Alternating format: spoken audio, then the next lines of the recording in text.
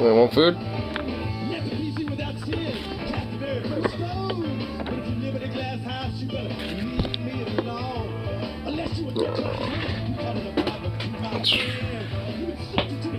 Hold on, buddy.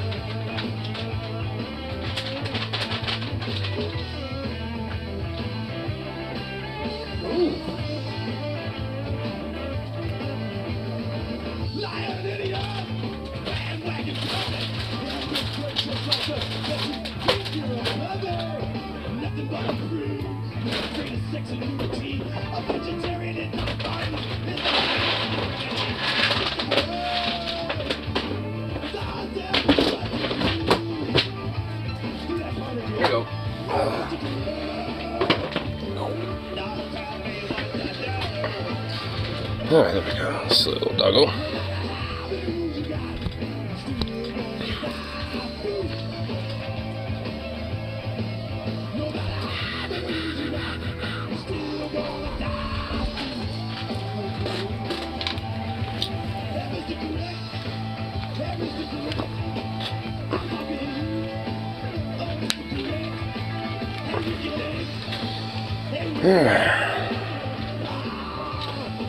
Oh, I'll just do it tomorrow, okay.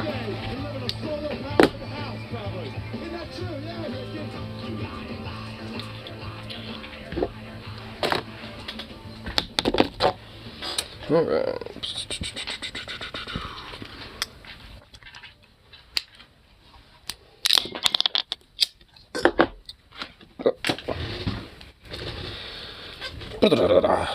Perfect, perfect.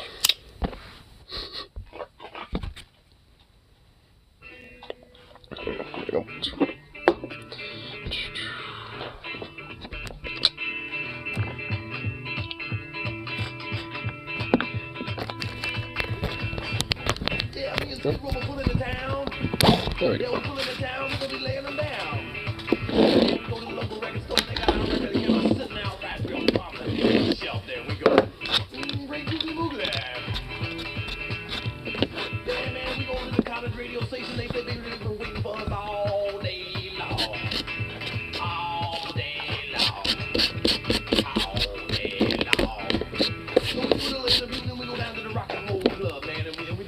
Alright, so we get this bowl going. Oh, well, I guess actually, sorry, I filled up here. Sweet.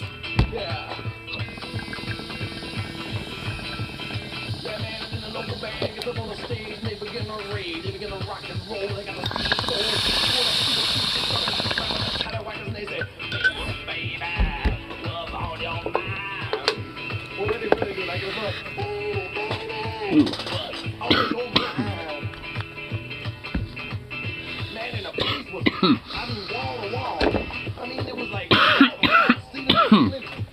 Yeah, a little harsh. Yeah. My goodness. Goodness gracious.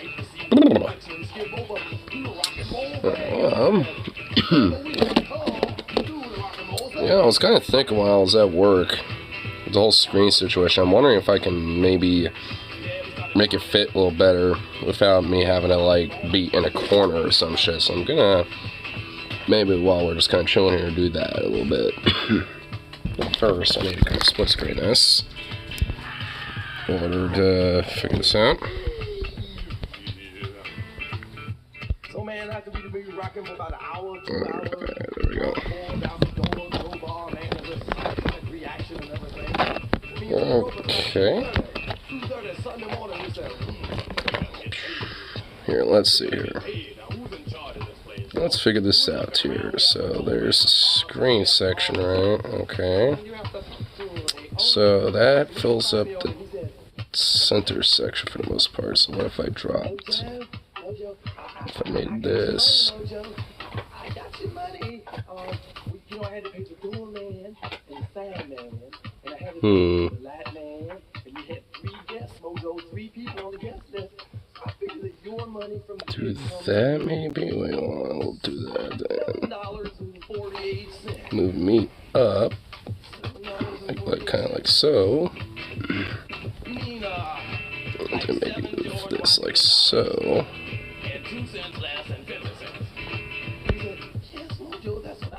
Yeah, right here. Yeah, like that. Yeah, I'll do like so.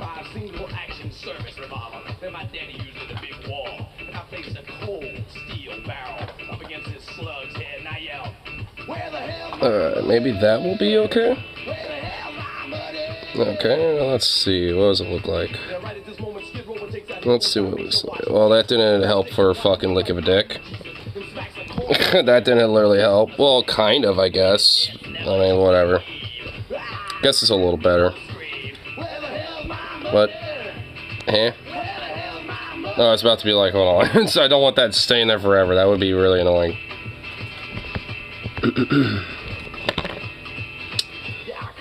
But, okay, well, I got about as best as I can with that stupid fucking thing, but whatever. At least it's kind of there.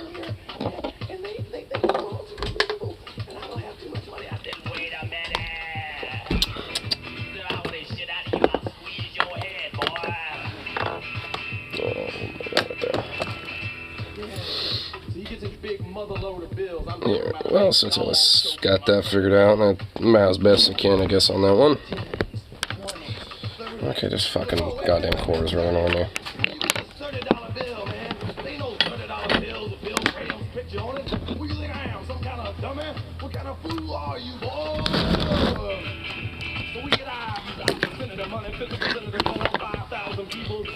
Christ alive almighty. There we go.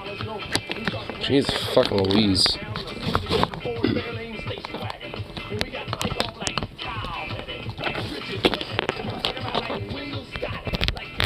Oh, boom, there we go. Okay. Oh, Dios mío.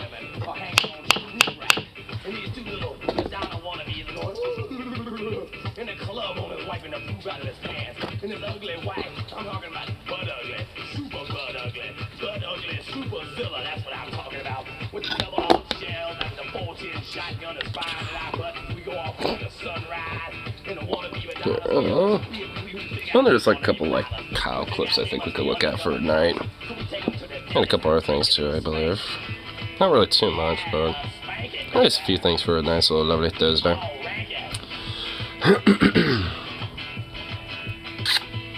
Hey, little pup.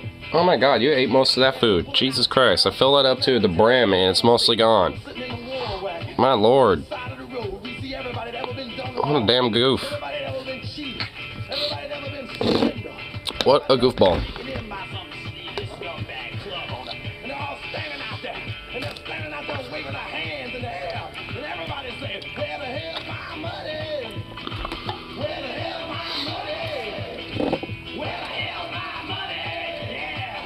Ooh.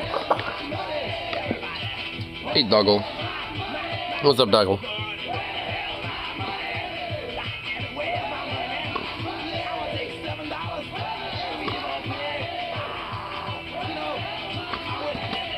Want a little tweet?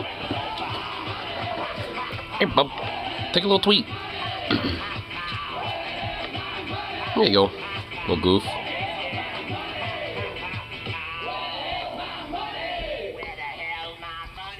Hey, bub. There you go. You little goof.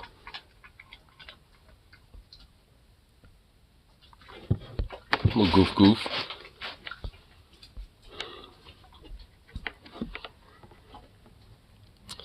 Man, this little thing. Now what are you sniffing? Quit sniffing shit. Enough of your weird sniffiness. Are you gonna be doing more of this like pawn thing where you just like bad at shit? Like, are we gonna be doing that? I'm pretty sure I have a feeling you're gonna be doing that. I don't want you doing that.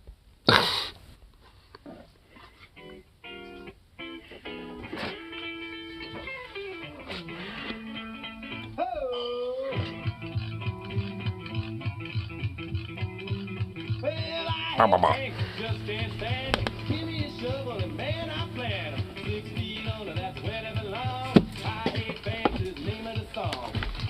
There you go. Goofy little thing.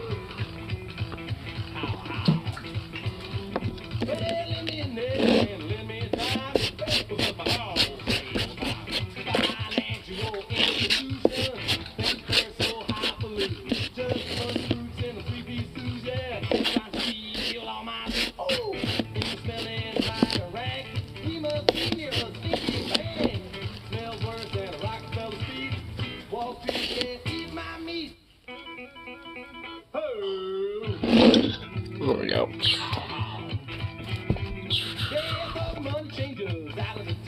Here, let's see what we can look at for segment talk. Let's see what little things we got going on over here.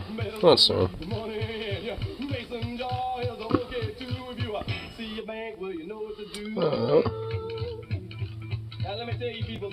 Let's see.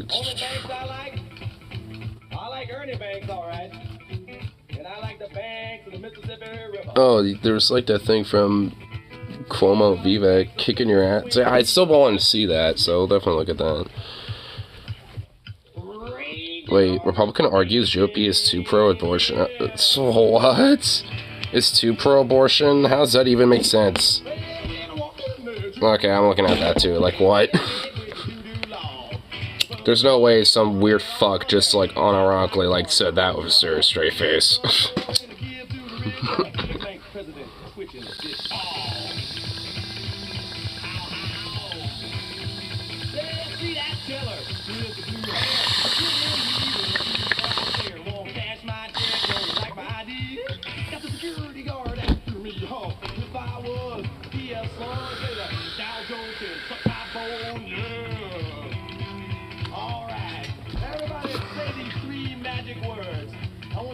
Say the words, I want you to repeat after me. Here we go.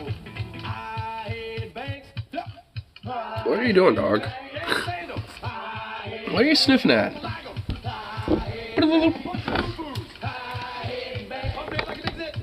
Goofy little dog. This whole thing is just like ridiculous, I tell you. Just a sweet little thing. He's got a little bath waiting for him tonight too. Gotta make sure he gets a nice little cleanliness before karaoke nights for tomorrow and then Saturday. Want to make sure he looks all spruced up and nice. And actually, I've been noticing with this new shampoo I got, it's called like Main's Tail or something like that. I think that's what it's called. It's like Main's Tail like shampoo conditioner. And I bought some bottles of that, one shampoo and conditioner bottle. And I've been using that for him and for me too. And honestly, it's been like doing pretty good for me and for him especially. I mean, he's been loving it, if anything. His fur gets really soft and all that. It's just nice. Which is good. If anything, like, he was kind of starting to get like a little bald spot near his little butt. But now, luckily, you know, he's actually getting more of his fur back over there because of that. So that stuff really, like, grows in his fur back really well. It was also starting to have like a little bald spot on his little belly, but that isn't really there that much anymore. So that's always good. So at least I found a shampoo that, you know, like does really well for him. Because like I noticed he's also like thicker, like his tail's like more fluffier and thicker and stuff. It's like he just seems a little more bulkier. I'm sure a lot of that is mostly just due to his fluff.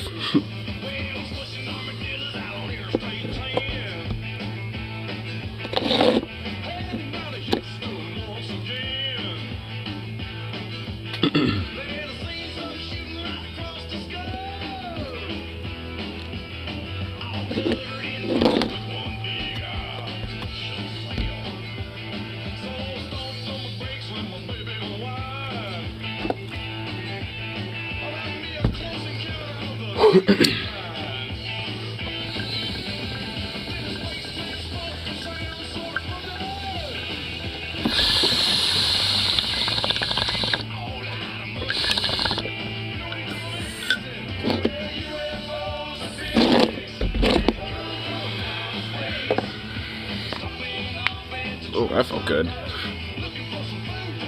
see if we can pop these other ones. Ooh, there we go.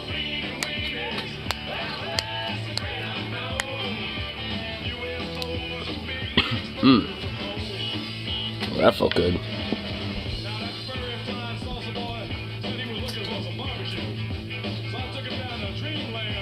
Here, let's see what things we could look at before I check out some of these little clips. Yeah, I also noticed that when like Vosh uploaded his like whole conversation with the DFF guys, like he edited down a lot of different things I've noticed. while the DFF crew, when they upload theirs, they just cut it from the very beginning to the end. They didn't really edit anything out. So I'm just kind of curious now at this point. It's like, what did you edit out there, Vosh? Because I noticed there were a few things. I'm like, I feel like a minute or two was like skipped. And also I've just noticed like when it comes to this like post like conversation discussion, like he was basically just painting himself as like, oh, I'm always right, constantly right, you know, like, you know, it's like, you know, this is like the pain that I get for, you know, like being, you know, correct all the time and blah blah blah. It's like, this dude, I sort of fucking, like, Vosh is incapable of like, you know, being called wrong or being, you know, or even like thinking like, hey, maybe you are wrong, you know, on a certain thing. Yeah, it's like, nah.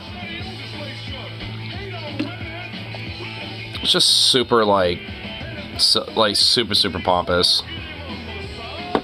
And honestly, like a super mega fucking smug ass, like, you know, way of like looking at the world. It's like, my perspective is the correct one. It's like, even I don't fucking think that for myself. It's like, yeah, I'm sure my perspective's flawed in some parts of the world because I don't know fucking every tiny little thing. It's like, I mean, good lord, at least I can help myself, for fuck's sake. I mean, it's like, goddamn.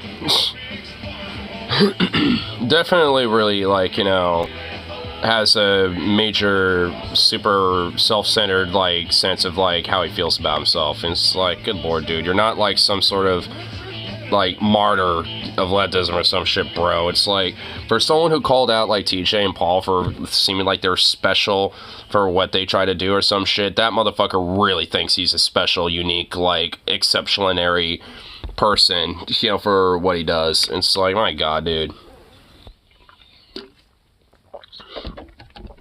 Yeah, well, let's see what this... Well, Streamlabs was being stupid there. That's just great. Lovely. Thank you, Streamlabs, for being stupid there. Like, did a thing, and then, like, it was like, oh, the video cannot be, you know, like, rendered or something, so I had to, like, restart the app or whatever. It's like, okay. Thanks, Streamlabs, for that. That was nice. But whatever. Here, let me find what I was trying to get at. Getting into our thing, now that we just kind of had a fucking stupid-ass hiccup. Okay, there we go. There we go. Hopefully, Streamlabs doesn't act stupid this time. Okay. Alright, so far so good. Okay, okay. Yeah, so far so good. Cool, alright. Okay. Thanks, Streamlabs, for the hiccup. That's always tremendous, by the way. Thanks. Good shit. Alright, guys, welcome to the show. I have some wild videos that I'm gonna show you. So, in other words, he was... Here, let's just get to the thingamaboop. Yeah, here we go. Let's kind of... There we go. I know, like, especially when it comes to, like, the first video of the day, Kyle kind of uses, like, the first, like, 2 minutes to kind of get into, or a minute and a half, usually, to kind of get into, like, a prelude of, like, what's to come up with other videos or whatever. So. A giant right-wing think tank. And he comes out and gives his diagnosis, why Republicans keep losing. So remember... This guy's name is literally Bob Good. More like Bob Shit. Yeah, the midterm elections, we were told 15 ways to Sunday that it was going to be a red wave. And I came out and said, you know what? Hold your horses. I'm agnostic on that because over 50% of the Republicans running are election deniers. Also, the Supreme Court just overturned Roe versus Wade. Trump is still an albatross around the necks of these Republicans. So I'm not sure it's going to be a red wave. Turns out I was right. It was a red trickle. But then we've had special elections since then. And in those special elections, Democrats have overperformed or outperformed the polls by 10 points against Republicans. And so now we just had the direct vote in Ohio on weed and abortion. Guess what? Those two things won, even though Ohio is now a kind of solidly red state at like R+8 or R+6. You also have in Kentucky, Democrats. Kyle, I love you, but we get it. Get to the clip. You know, like, I wish you would just, like, explain that stuff after watching the clip to kind of give us the explanaciones. Oh, he's about to play there. The problem. Exactly wrong. Here we go. Let's listen to what he has to say. We just came off of an election in Virginia. And the narrative now is, oh, abortion's a loser. We got to surrender on abortion. We got to give in on abortion. We got to be like the Democrats on abortion. Then maybe we can win elections. I would argue, what's the point of winning elections if you're not going to fight for life? But beyond that, what was Virginia's position? What was the state of Virginia's political leaders' position on abortion? We're okay with 94% of abortions because we want a 15-week ban. And the Democrats, the other side, wants 100% of abortion. So we're going to rally in the red areas and the conservative. That's also not even totally true. Like, there are some moderate and conservative Democrats that definitely have a more moderate position on this whole take, where they're not like 100% for abortion, so that's definitely bullshit. The red base to fight for 6% of abortions, and I submit that's the reason why we had low red turnout in Virginia. For those who are reading into this was all about one particular issue, that people didn't vote on inflation and grocery prices and gas prices and crime and the border and education, everything else that we're winning on. We lost only because everybody who voted in Virginia was voting on whether or not they could have abortions up to the moment of birth and you have to pay for it with your tax dollars. So in other words, the problem is we were too liberal on the issue of abortion. When we said 15-week ban, that's crazy. Maybe we should do a 10-week ban. Maybe we should do a 6-week ban. Maybe we should do a ban from the moment of conception. This idea that we're not, liberal enough or democratic enough on the issue of abortion, I don't buy it. This is what he's claiming. Which, the whole idea of basically just banning abortion, especially at the moment of conception, is, I guess, to this guy's logic, I guess, too liberal. I mean, it's like, then what the fuck is a conservative position to this motherfucker? It's just like, I mean, goddamn, dude. Like, the idea of just like, oh, well, it's like, this idea that we need to have, like, try to be, somewhat moderate on this, like, well, that's just fucking silly. Like, what's the point of winning elections if you're not going to be for life? So let's just ban it across the board, because that's, the true conservative position. It's like, I mean, like, you fucking psycho. It's like, I mean, you do you, boo, because, like, as it stands, like, it's just going to make you lose elections over and over again, especially if people can use that as a talking point against you, you sad fuck. Like, good lord. To which I say, by all means, son, proceed. Knock yourself out, fella. It's not going to go well for you. Because look, the fact of the matter is this. The Republican Supreme Court overturned Roe versus Wade, and the American voter looked at that and said, okay, I am going to blame Republicans for that. It was Donald Trump who got us this overwhelmingly right-wing Supreme Court. They're very conservative. They voted in accordance with that when it came to Roe versus Wade and threw it out. By the way, in the decisions there, they said, hey, maybe we should reevaluate gay marriage too. This is what Clarence Thomas came out and said. And guess what? People don't agree. So the Supreme Court was directly blamed for that, and Republicans more broadly were directly blamed for that, because why? In all these red states around the country, you're having more restrictive laws passed. Some states, they ban it from the moment of conception. Some states, they say a 6-week ban. Some states, they say a 12-week ban. Some states, they don't even have exceptions for rape or incest in the law. And so with that, the voter looks at that and goes, oh God, okay, so the Republicans are kind of extreme. Also, I would argue Trump being the leader of the party, they go, okay, they're kind of extreme. Yeah, I mean, considering that they are very extremist, and the thing is, like, a lot of conservatives have held these positions for a while. Like, the evangelical, like, pro-life conservatives have been in power with this position for quite some time. And this is just one of the few times where they've, at least for a time, felt empowered there for a short period, to push, a lot of their legislation into action. And it is utterly and tremendously fucking backfired, and now at least some of them are kind of having second thoughts and second guesses about it, and a lot of them are just, like, tumbling down and saying, just fuck it, because, like, it's either go hard or go all the way or go home type of mentality for some of these guys. Like, and it's definitely, you know, something that ain't flying for most people, because this is a idea where even if, like, they hypocritically are just like, well, I'm against abortion, but, you know, look at themselves thinking, oh, well, I need it because what affects Y or Z, and it's just like, and they're gonna think, you know, for themselves selfishly, and be like, well, I want it just for me, basically. So, I mean, they don't want to be negatively impacted by abortion bans, you know, because of that. So they might not think about anybody else necessarily in a positive light, you know, when it comes to it, but they will for themselves. So that's why you guys lost. But his answer is basically, well, we're not conservative enough. Look, this is the problem. With any election, you can sort of have this dilemma. It works the same on the Democratic side, too, right? They could say, if Democrats do poorly in an election, the left is going to say, well, it's because they weren't left-wing enough. And the more centrist Democrats are going to say, no, the problem is we weren't centrist enough. So in other words, you could just like double down on what your perspective is after the election. You could have the same analysis before the election and then after the election. Just say, oh, you didn't go far enough in the direction I want. But now they're doing this on the Republican side. But what I would say about doing it on the Republican side, it is the most anti-empirical thing you could say and do. Because we've seen the polling. Obviously, Americans were very pro Roe versus Wade.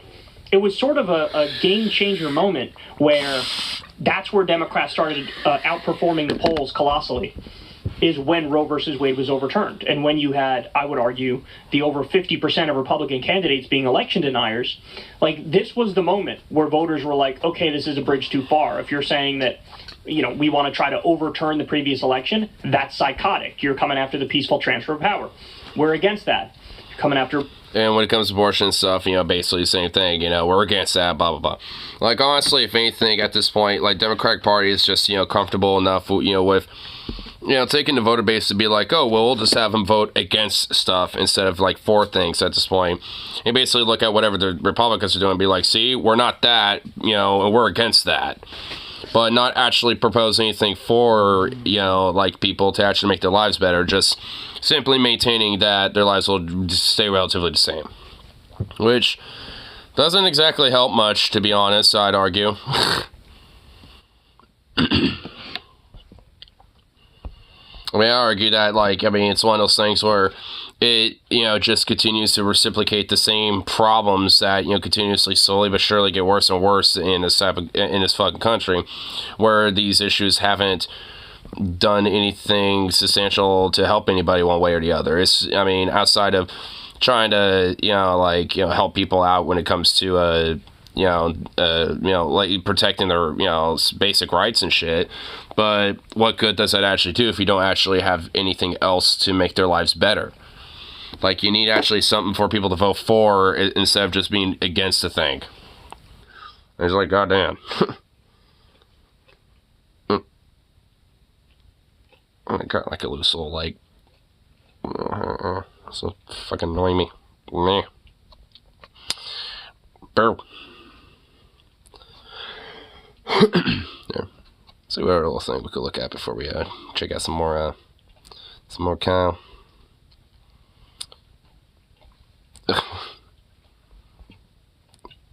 Oh my goodness, Candace Owens and Ben Shapiro break up. Oh my fucking god. They're having a little infight. It's cute. It's adorable. So I'm just serious, you know, getting into it, but I might as well, you know, check out like what it is specifically, you know, that the whole boof and beef is about. Alright, Alright, well, give me a second, you son of a bitch. There we go. Need to figure out what is going on here. Pernia has sent me a little bit on this, and I've got some stuff pulled up.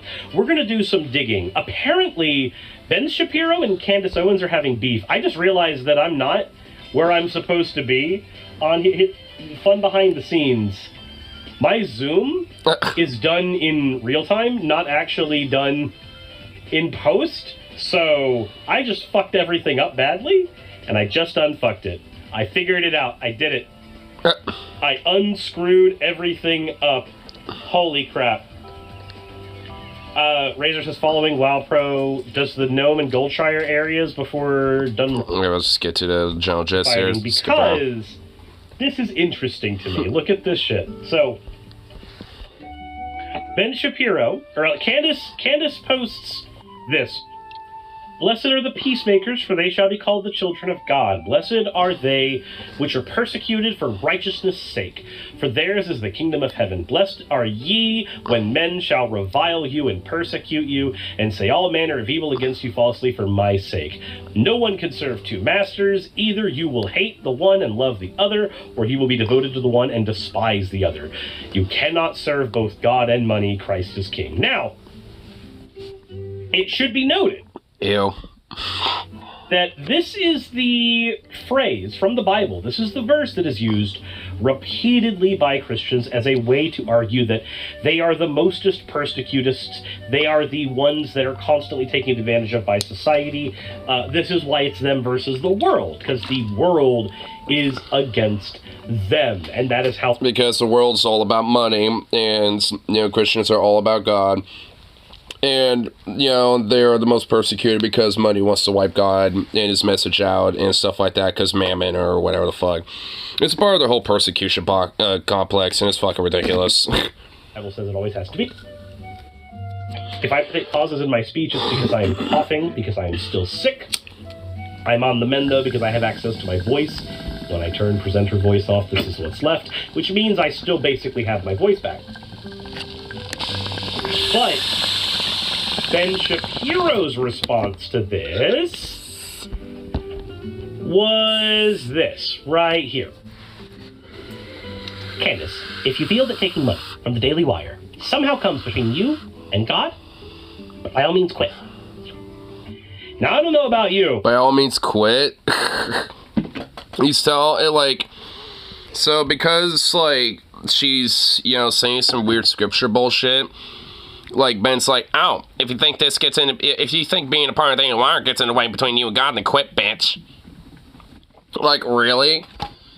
I feel like this has been some beef that's building up for a while. Because this is kind of interesting. Just, taking a full-on pot shot right at her, right off the bat. But a world where Candace is not in the Daily Wire is just a world where she's working more for PragerU. That's all that's going to be. I'm not 100% sure myself. I think she'd more likely work for, Charlie Kirk or something like that. This is interesting to me, because we don't get to see right-wing beef like this all the time. They tend to be a lot more united than the left happens to be, typically. Yeah, conservatives tend to be a lot more hive-minded. Now, I have her response here as well, where she goes, you've been acting unprofessional and emotionally unhinged for weeks now, and we've all had to sit back and allow it, and have all tried to exercise exceeding understanding for your raw emotion. But you cross a certain line when you come for scripture and read yourself into it. I will not tolerate it. Now, I think it's funny. I wonder if, that has something with Ben Shapiro being Jewish religiously. Believing in, Judaic religious beliefs instead. So he thinks, Bible verses and shit like that is, something that he doesn't really like. I wonder if that has something to do with it. Maybe maybe that's, reading into too much about, Ben Shapiro, but, I kind of feel like he's somebody that doesn't necessarily 100%, look up Bible verses as, oh, yes, let's, hold this up. It does, enough for his, his fan base and his followers, but that's about as far as it goes. Because this is actually just a workplace fight. All this is office politics, 110%. This is Candace and Ben Shapiro having an argument over something that is not about scripture, and Candace is like, you came for my Bible! You came for my Bible! And that's It came from a Bible. What's happening here. I think anybody with a reading comprehension of more than, a couple of years can tell you that, no, nobody is coming for the scripture here, Candace. You're the one who decided to post the scripture and insert yourself into there. And also, implying that, Ben is a part of it really also heavily implies that you're kind of putting yourself into it, too, there, Candace. For real, it's you're trying to say, oh, Ben, you're reading into it, huh? It's isn't that because you're kind of inferring yourself into a whole fucking quote? Isn't that kind of why? Because you're feeling like you're being persecuted or something? Which evidently. you are not only, you're telling Ben Shapiro he's reading into scripture, but you are the one who is reading yourself into that. You are saying that you are the peacemaker. You are saying that you're the child of God. It's hilarious to me to see this, because she's upset that Ben Shapiro's doing the thing she is actually doing. But why is this happening? Why is this happening? Well, we've got a little bit of news on this, and I want to see if it covers anything interesting, but we've got something else on top of this as well. But it says here that the Daily Wire founder Ben Shapiro urges anchor Candace Owens by all means to quit on Wednesday after the two feuded on social media about her coverage of the Israeli-Hamas war. The quarrel... Dude, what is the fucking, like, crazy, like, slapping backtrack he has in the background? Like, why is this slap so hard? It was a TikTok video that went viral over the weekend, in which Shapiro blasts Owens' faux sophistication about the conflict, adding that her disreputable commentary about Israel is ridiculous and full of errors. You know, if you're going to say something's ridiculous and full of errors, it's a good idea to point out when. I'm not saying... Yeah, and also considering that Ben Shapiro is like a hardcore Zionist, I'm pretty sure that his entire worldview about it is nothing but pure errors, so I don't think he has any room to fucking talk. Candace Owens is known for her repute. She's not. She's a pissmonger the way that everybody who works for the Daily Wire is a pissmonger. But... says here, Owens responded by posting a Bible verse to X, the one that we already read here. And then Shapiro responded saying that if you're taking money from the Daily Wire, that comes between you and God, by all means, quit.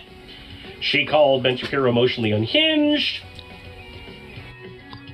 Owens joined the conservative outlet of the Daily Wire in November of 2020, saying she couldn't be more excited to join Shapiro and her colleagues in Nashville, Texas. Reactions on Twitter included people thinking... Nashville, Texas? I thought it was Nashville, Tennessee. Wait, what the fuck? There's a Nashville, Texas? Finally speaking out about Candace Owens. They've been apparently saying, I've been saying for years that hiring Candace is the one massive mistake the Daily Wire has made. I genuinely hope they rectify it. It looks like Ben Shapiro has finally had enough, wrote the European conservative contributor Jonathan Van Maren. Now, I wonder why. So, Candace is no less transphobic, no less right-wing, no less economically right, philosophically on the right wing. She's no less any of these things than Shapiro is, or Walsh is, or any of them. And it's not about her religion, because Walsh says that he's a Christian. It can't be about that. So what else could it be? Well, it's kind of probably to maybe a minor extent with Ben. But Matt Walsh is a Catholic. Like, I mean, he calls himself a Catholic-fascist. Like, I mean, he's like an anti-fascist theocrat. Like, I mean, he's, you know, not exactly someone who's specifically a Christian. He's more of like a Catholic and more of an older traditional style Christian, I suppose. But, I mean, I guess that technically makes him a Christian. But, I mean, all in all, he's not exactly like, you know, a typical evangelical. Could be the one thing that she is that they are not happy about. I guess I'll just let people in my chat ruminate on that one. Probably because she's black, but I don't think that's it either. I don't think that's it. Like, honestly, I mean, because she is like someone who's even like kind of egged on the idea of like, well, Hitler's done some good stuff here and there and stuff. And in the past, she's actually had very pro-Zionistic takes where she's like, oh, you know, like, you think Palestinians have a state? You know, so she's definitely, like, has had, you know, some hot takes before that are pretty much on par with, you know, the conservative line. So I just wonder if it has something to do with, like, you know, Ben Shapiro just, like, being sick of her, like, you know, Bible thumping because he's not a Christian. But I don't fucking know. That's me just reading into that. I have an actual answer for that. I think it's more important to just consider the possibilities, more than anything. In the past, Owens has been criticized for her bizarre reaction to a Skims ad featuring a disabled model. I just know somebody even in here, I guess Alpha Mario in there. Wait, there's a Nashville, Texas. That's exactly what I thought when I heard that. Taking Kanye West's side after his anti-Semitic rants and her oddly supportive remarks about Hitler. Shapiro, meanwhile, went on a 43-minute rant against the Barbie movie earlier this year. Isaac Bailey tweeted, I say the Daily Wire, Ben Shapiro and Owens deserve each other. They built each other up. And this I agree with. So let's get some context here. So this quote was provided to me by Pernia, who is one of my artists. They're the ones who did the Sonic onesie art, as well as several pieces of promotional art that have featured on the channel. But this is what Pernia has dropped in here, and I think it's very, very interesting. Candace Owens says, no government anywhere has a right to commit a genocide ever. There is no justification for a genocide. I can't believe this even needs to be said, or is even considered the least bit controversial to state. And honestly, it should be easy to state that, right? Genocide bad. Yeah, which, I mean, she didn't overtly state the whole Israeli, or the Palestinian genocide the Israeli state's doing. But it kind of implies it. I mean, there's also a genocide going on in the Congo as well. I mean, so I doubt she's thinking that. I don't think she's referring to that. But, I mean, she's just kind of like, you know, coincidentally enough, making kind of a anti-genocide, you know, like, because genocide bad type of statement, when there's at least one very well-known international one and another one that isn't really well-known as much at all. Genocide bad. Genocide is just a thing that you should be able to disavow. Should be easy, right? Shouldn't be hard. Should be simple. It shouldn't be hard. Dave Rubin's response was, well, as I'm sure you know, Candace, the Palestinian population has gone up by 5 times in the last few decades. But thank you for taking a strong stand against Hamas's... Yeah, that's partially bullshit, considering that, like, most of that population are fucking kids and children. So, like, when you have a bunch of children and women and, like, you know, and elderly that are kind of, like, a part of that population, at least when it comes to, like, you know, the youth, you know, being a major element of that population growth, I don't think that means fucking nothing. I don't think that means fuck all. Like, sure, like, their population might be, you know, like, growing exponentially, but that's because, like, most of them are kids. And, like, a lot of them are just gonna grow up to probably, like, you know, die at, like, the age of 18 or 20 anyway, if they're lucky. Like, so, I mean, and they would probably have, like, you know, might as well start buying lottery tickets if they're capable of doing that, you know, if they make it past 25 or 30. So it's just like, I mean, shit. Like, this idea that, like, I mean, oh, you know, it's like, you know, they should, you know, like, fucking, hey, Zooks, hey, yo, no. It's like, you know, it's like, oh, well, you know, there's, like, no genocide going on because, you know, look, there's a bunch of people there. It's like, yeah, mostly kids, which you're, you know, bombing the shit out of. So, I mean, that doesn't really mean anything. It's pretty irrelevant. Genocide of the Jews, which is in their charter. So a couple of things here. Yes, the Hamas charter from, what was it, the 80s? Did state that they wanted to eliminate all of the Jews. Now, that has been changed in more recent years from what I understand. Yeah, I was just, like, thinking, it's like, I mean, for all intents and purposes, I'm sure the, like, Jewish population demographic during the Holocaust, if we want to use this analogy, which proves how fucking irrelevant and fucking stupid it is, like, if you want to use the context of that, I'm sure the Jewish population, because Jewish people weren't just in Europe getting, you know, sent to camps and shit. Like, you know, they were in the U.S. and other places in the world where they would, at least for the most part, be safe. You know, so it's just like, I mean, you know, what, you don't think they were, you know, like, having kids and this and that and shit? Of course they were. So it's like, I mean, you know, even though they, at that time, were being genocided because of a fucking Holocaust, like, what, somehow magically it's like, well, hey, you know, there a bunch of them elsewhere around the world or something are, like, having kids, so, It's like, it's so stupid. It doesn't mean fucking dick. It's like the idea of, like, oh, well, you know, it's like, you know, Palestinians, you know, there's a lot more of them, you know, than, like, 10 years ago or some shit, so they're, I don't know, just something, no. It's like, it's like, well, you know, let's use that analogy, you know, a little further, see how that works, Ben. You like a fucking moron. But that doesn't change the fact that there is a distinction between Hamas and Palestine. There's this weird... Did he just say Palestine? That is probably the most, like, American way of saying Palestine I think I've ever heard. there's this weird fixation, right, with trying to say that Hamas is Palestine and Palestine is Hamas. Hamas mostly controls Gaza, not the West. Back on sleep, I saw your live. Just want to say what's up. No balls, well. Doing pretty good. Just, yeah, you know, enjoying last little tiny little fragments of my weekend, and now I'm, you know, on the last little bit of the night after my Monday. I don't know if you can notice, but I got like little baby black eyes, you know, going on because of some mosh pit and stuff from the last couple days. On Monday, I went to see Royal Blood in Seattle, and I got a small little black eye right here from that. And then Wednesday, they came to Portland, so we double dipped with my buddies there, and I got a little black eye over here from that night.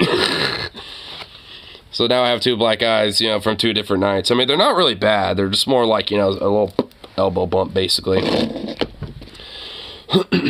I mean, yeah, so, you know, I mean, honestly, it ain't a good proper mosh pit unless there's at least like a little elbow bump, you know, going on here and there.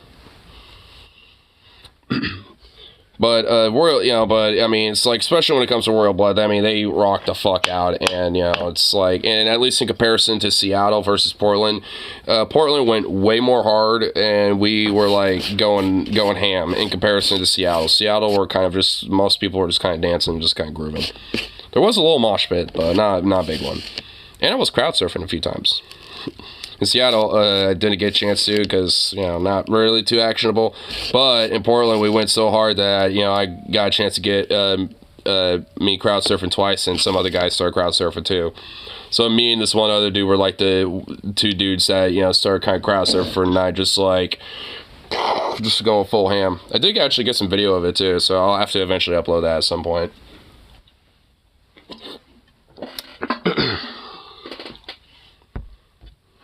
Which is why a lot of the attempts in Israel have been to... Ain't nothing but respect for anyone that goes into those mosh pits.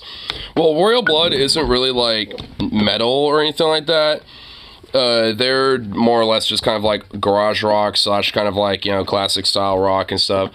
They're a duo. I mean, the guitarist is also the bassist, like, because he does like octave pedal type of shit. So, I mean, they're not like your traditional style rock and roll in a way, but they go hard though.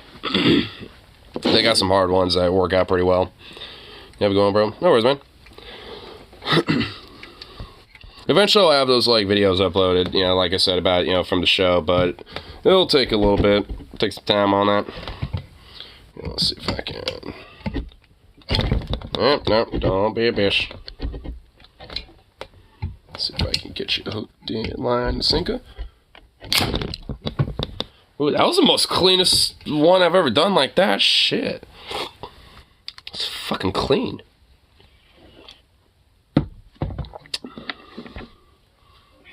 Yes, eliminate a lot of Palestinians, if not all the Palestinians in Gaza, but also to segregate them as far away from the West Bank Palestinians as possible. But... so that they could turn their land into condos. They said it changed in 2004, they only hate Zionists now. Right, but when it comes to legal charters, you have to still ask the question, did they write Zionists down meaning Jews, or did they write Zionists down meaning Zionists? There's a lot of people who will be anti-Semitic and call it anti-Zionism, and vice versa. I will say it's very easy to not stand with Israel with a lot of this, though. It's not hard to look at the shit Israel's doing and go, oh, maybe that's a bit genocidal, maybe that's bad. So, this... yeah, because being anti-Zionistic and being anti-Israel does not mean you're anti-Semitic. Which I'm staunchly anti-Zionist and staunchly anti-Israeli. At least, you know, the Israeli state, you know, when it comes to that. Obviously, I mean, shouldn't it be explained? I mean, what they're doing is pretty much, you know, why. You know, so when it comes to that, like, I mean, I'm vehemently and, you know, like, unconscionably, you know, going to be against that type of shit, full stop. I mean, especially when it comes to the philosophy that backs that type of idea with the regime that is Israel, which is Zionism. You know, like, I mean, but obviously, you know, that does not mean Jewish people. Like, because there's plenty, like, I mean, it's like there's a plethora of fucking Jewish people that are against this type of shit. Arguably, the majority of them. And, I mean, that's always been the case since, like, God was a boy. So it's just like, I mean, like, just because someone happens to be, like, Jewish ethnically or even religiously, you know, doesn't mean fuck to me, honestly. You know, it's whether they happen to support, you know, this type of idea that the philosophy of Zionism, you know, pushes and advocates for, which thus makes them a Zionist. So it's like, I mean, that would be what I'm against. And whatever your fucking background is means a lick of a dick when it comes to, like, being an advocate for that philosophy. There's plenty of white evangelical Christians that are hardcore Zionists too, and I have some even in my own fucking, you know, family. And well, I don't know about being hardcore Zionists, but I know that I have a few members of my family that are to an extent. Maybe moderately, to the sense that they probably don't support what's going on now, but I don't fucking know. I haven't talked to them about it, and hopefully I don't, because I frankly don't want to know what their takes are, unless it's like, you know, being against this, then it'll be like, good, but I don't fucking know. You know, I guess I'll find out in December when I meet them. You know, but, like, you know, at the end of the day, though, it's just like, I mean, you know, there can be some Zionists even, you know, that might think, you know, like, yeah, there's a claimant to the Holy Land, but that doesn't mean you just eradicate whoever's already there. You know, you can find a way of coexistence and still having Holy Land, stuff like that. I know there are some that, you know, have those takes, but they're, frankly, unfortunately, more of a minority in the idea, you know, more so than not. I wish they weren't, but they unfortunately are. Most of them are, you know, see this type of idea as justifiable, seeing the actions that the Israeli government is doing now as justifiable, or at least heavily downplay it as to something that could be justifiable, and, you know, because they don't want to really rackle with the truth of what the fuck they're really doing. I mean, so it's like, I mean, you know, like I said, you know, I wish, you know, like, you know, the minority of more moderate style Zionists that might still believe the idea of a Holy Land shit, but are still willing to at least, you know, push for an idea of coexistence and shit. I wish there were a lot more of the predominant majority, but I mean, unfortunately, they really aren't. Like a lot of people, I mean, including, you know, Jewish folk that, you know, are, like, you know, advocating for peace and shit, are also just Zionists because they don't believe and advocate for that idea. I mean, you know, you know, a lot of them might be okay with a Jewish state or an Israeli state, which, I mean, at the end of the day, I'm okay with the concept too, as long as they ain't doing what the fuck it's doing now, which is what they think too. I mean, it's like, which, hey, you know, understandable, because this shit's fucked. This shouldn't be happening. But, you know, the Israeli government don't give a fuck. They basically get the green light of the U.S. government to do whatever the hell they want. You know, because, because we're one of the big dogs that can whip our dick around in the UN and shit. So whenever, you know, I might say, it's like, this is genocide, we should get together to stop this, U.S. could veto it, be like, nah. Just literally be like, nah. And just nothing happens from it. So, that's another thing, too. Like, the Israeli state doesn't, like, control the world or some shit. If anything, the U.S. kind of, like, greenlights the Israeli state to use the power that we prop up to do whatever they want, which is regional and more localized. But, you know, because of a lot of the extra money and the investments and, you know, like the return on investments that they do when it comes to their expansionism and the military contracts and all this other shit, like, they use a lot of that money to invest in other organizations and lobbying groups and shit, like AIPAC or, you know, Democrats for Israel, shit like that. Like, I mean, they'll use funds, you know, to prosper different lobbying groups and different super PACs and shit to, you know, bolster and, you know, push politicians that will defend their actions. I mean, that's why we see so much of the Democratic Party, like, you know, people like Fetterman, for example, you know, and or like, you know, Hakeem Jeffries, et cetera, and basically literally all the Republican Party outside of maybe like one or two of them, you know, that are pretty much unequivocally like, yes, we support what they're doing. The idea of Palestinians being innocent is ridiculous. It's like, I mean, there's a reason why they all say that. It's because they're bought known to say that so we could keep this, you know, reciprocal fucking parasitical friendship going. But it's not because the Jews. It's because of business. It's because that's how capitalism works. I mean, and that has nothing to do with a group of people that's outside of, well, capitalists, but that has nothing to do specifically like racially or ethnically or anything else in between. It's just whether you're a cutthroat, greedy piece of shit. that doesn't care about human life. I mean, that's basically where it comes down to, and there's plenty of people like that all over the fucking world.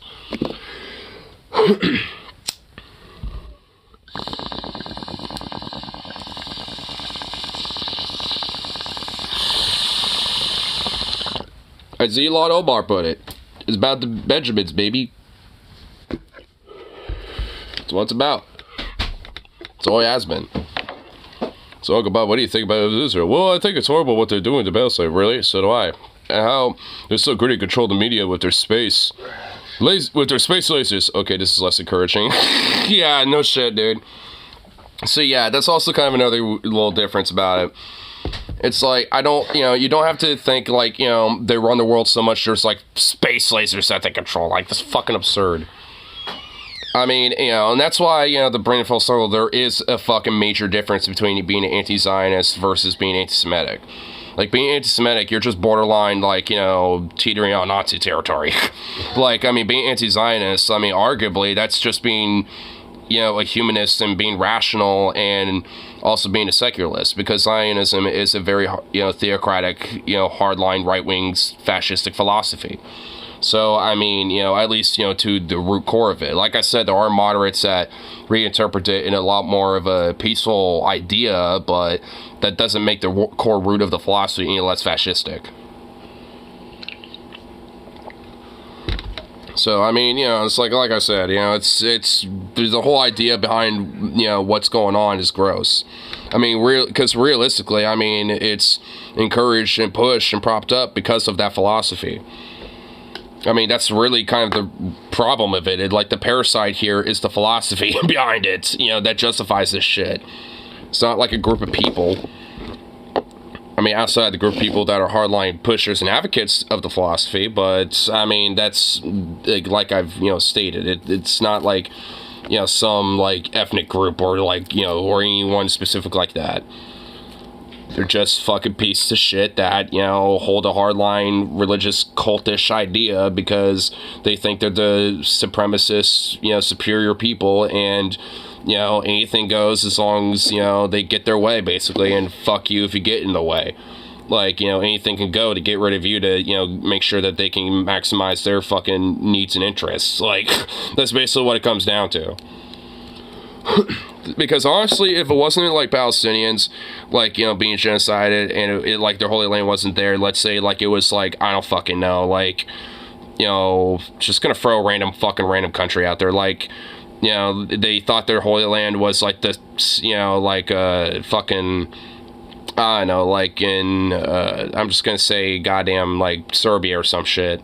Like, if they thought that and, basically started like genociding Serbs or some shit, like, just unequivocally because they thought it was like their Holy Land or whatever, and then started trying to do incursions into like other, states in the Baltics because they think it's also a part of the Holy Land, like, it'd still be the same fucking thing. Arguably, I think the international would treat that more seriously. But, either way, like, I mean, it's like, that's something, like, regardless of, like, where the fuck it is, like, they would still hold this fucking belief. Like, honestly, like, regardless of where it is in the world, like, I mean, even if it's, like, goddamn Paraguay or some shit, like, they would still hold the same position. Like, I mean, it doesn't matter where it is, like, wherever they think the Holy Land is, or whatever, regardless of, like, if they think it was specifically there or anywhere else, they would hold the same fucking idea when it comes to that hardline position. Doesn't really matter. Like, they would still treat, the people that are on their Holy Land, the very much the same. Though, I guess, like I said, arguably, depending on where it is, I suppose they might treat the situation differently, because if they were genociding a bunch of white people as well, on top of, them being white, I think that'd be taken a little bit more seriously. But considering that the Palestinians, are Arabs, like, not taking it seriously, so I'm pretty sure that has something to do with that. Dave Rubin, making the common mistake when talking about genocide. This is the common mistake that people make when they're talking about genocide, where they think that genocide is just God's Holy Land. Sand. Yep, just sand. Just a bunch of sand, dirt, and salty seawater. Amazing.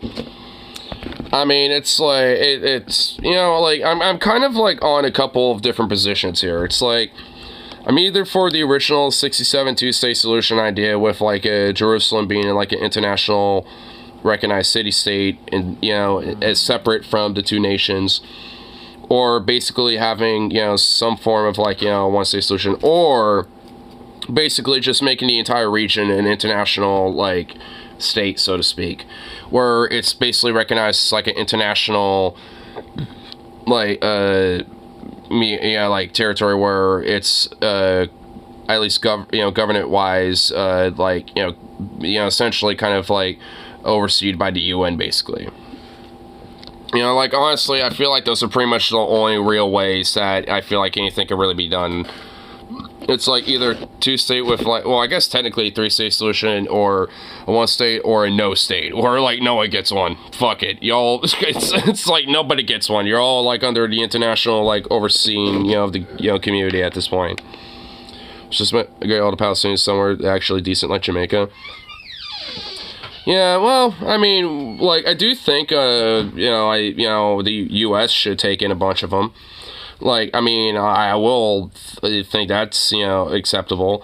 But the problem is that it kind of feels like, you know, in a way, it's like embedding into displacement. And I don't necessarily think they should be permanently displaced, but it's just like, because the whole idea is for them to just live there, you know, and just live there in peace.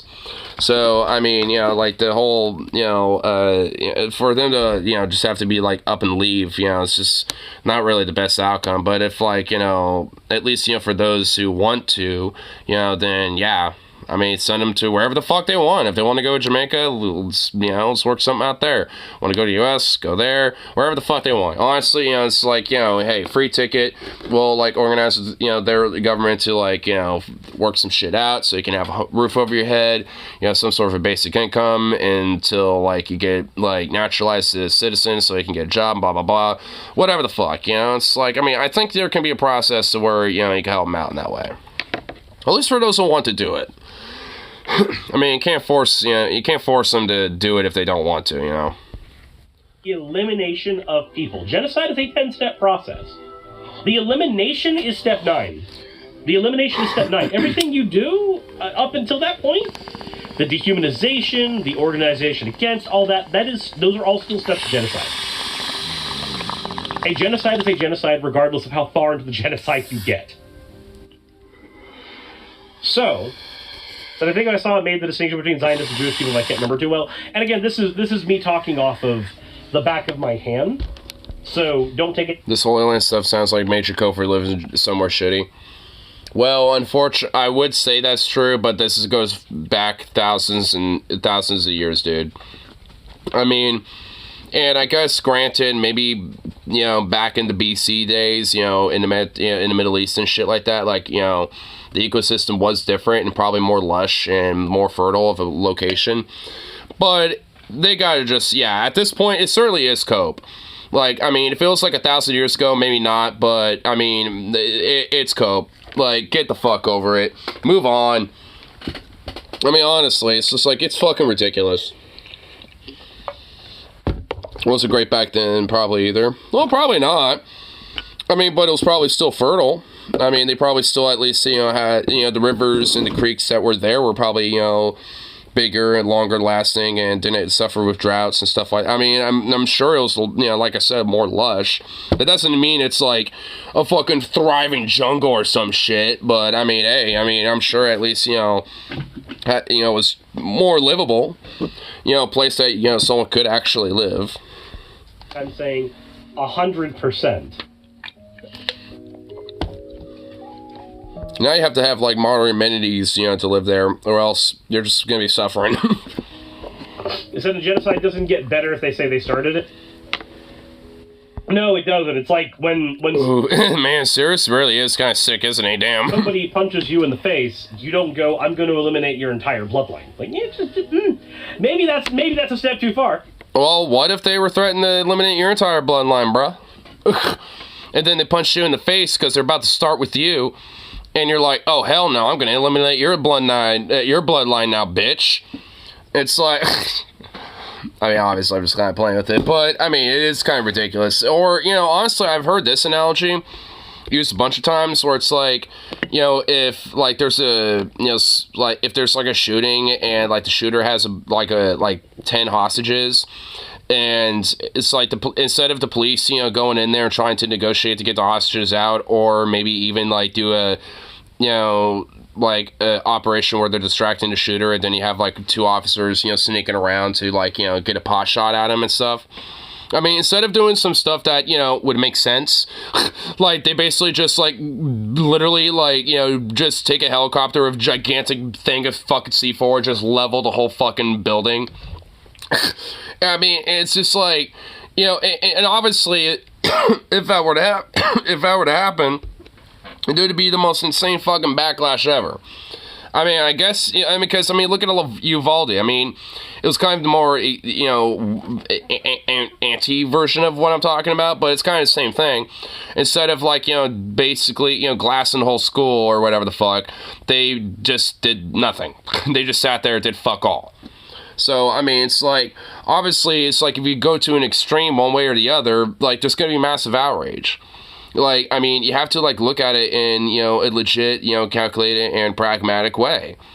And honestly, like, when it comes to this whole fucking situation on Hamas shit, if you really wanted to truly solve that fucking issue, you would try to win over the civilian populace and try to, like, offer, like, special aid, you know, or special assistance, you know, to civilians that are willing to cooperate with maybe, you know, calling out who might be Hamas, you know, at least especially did the attacks or whatever the fuck.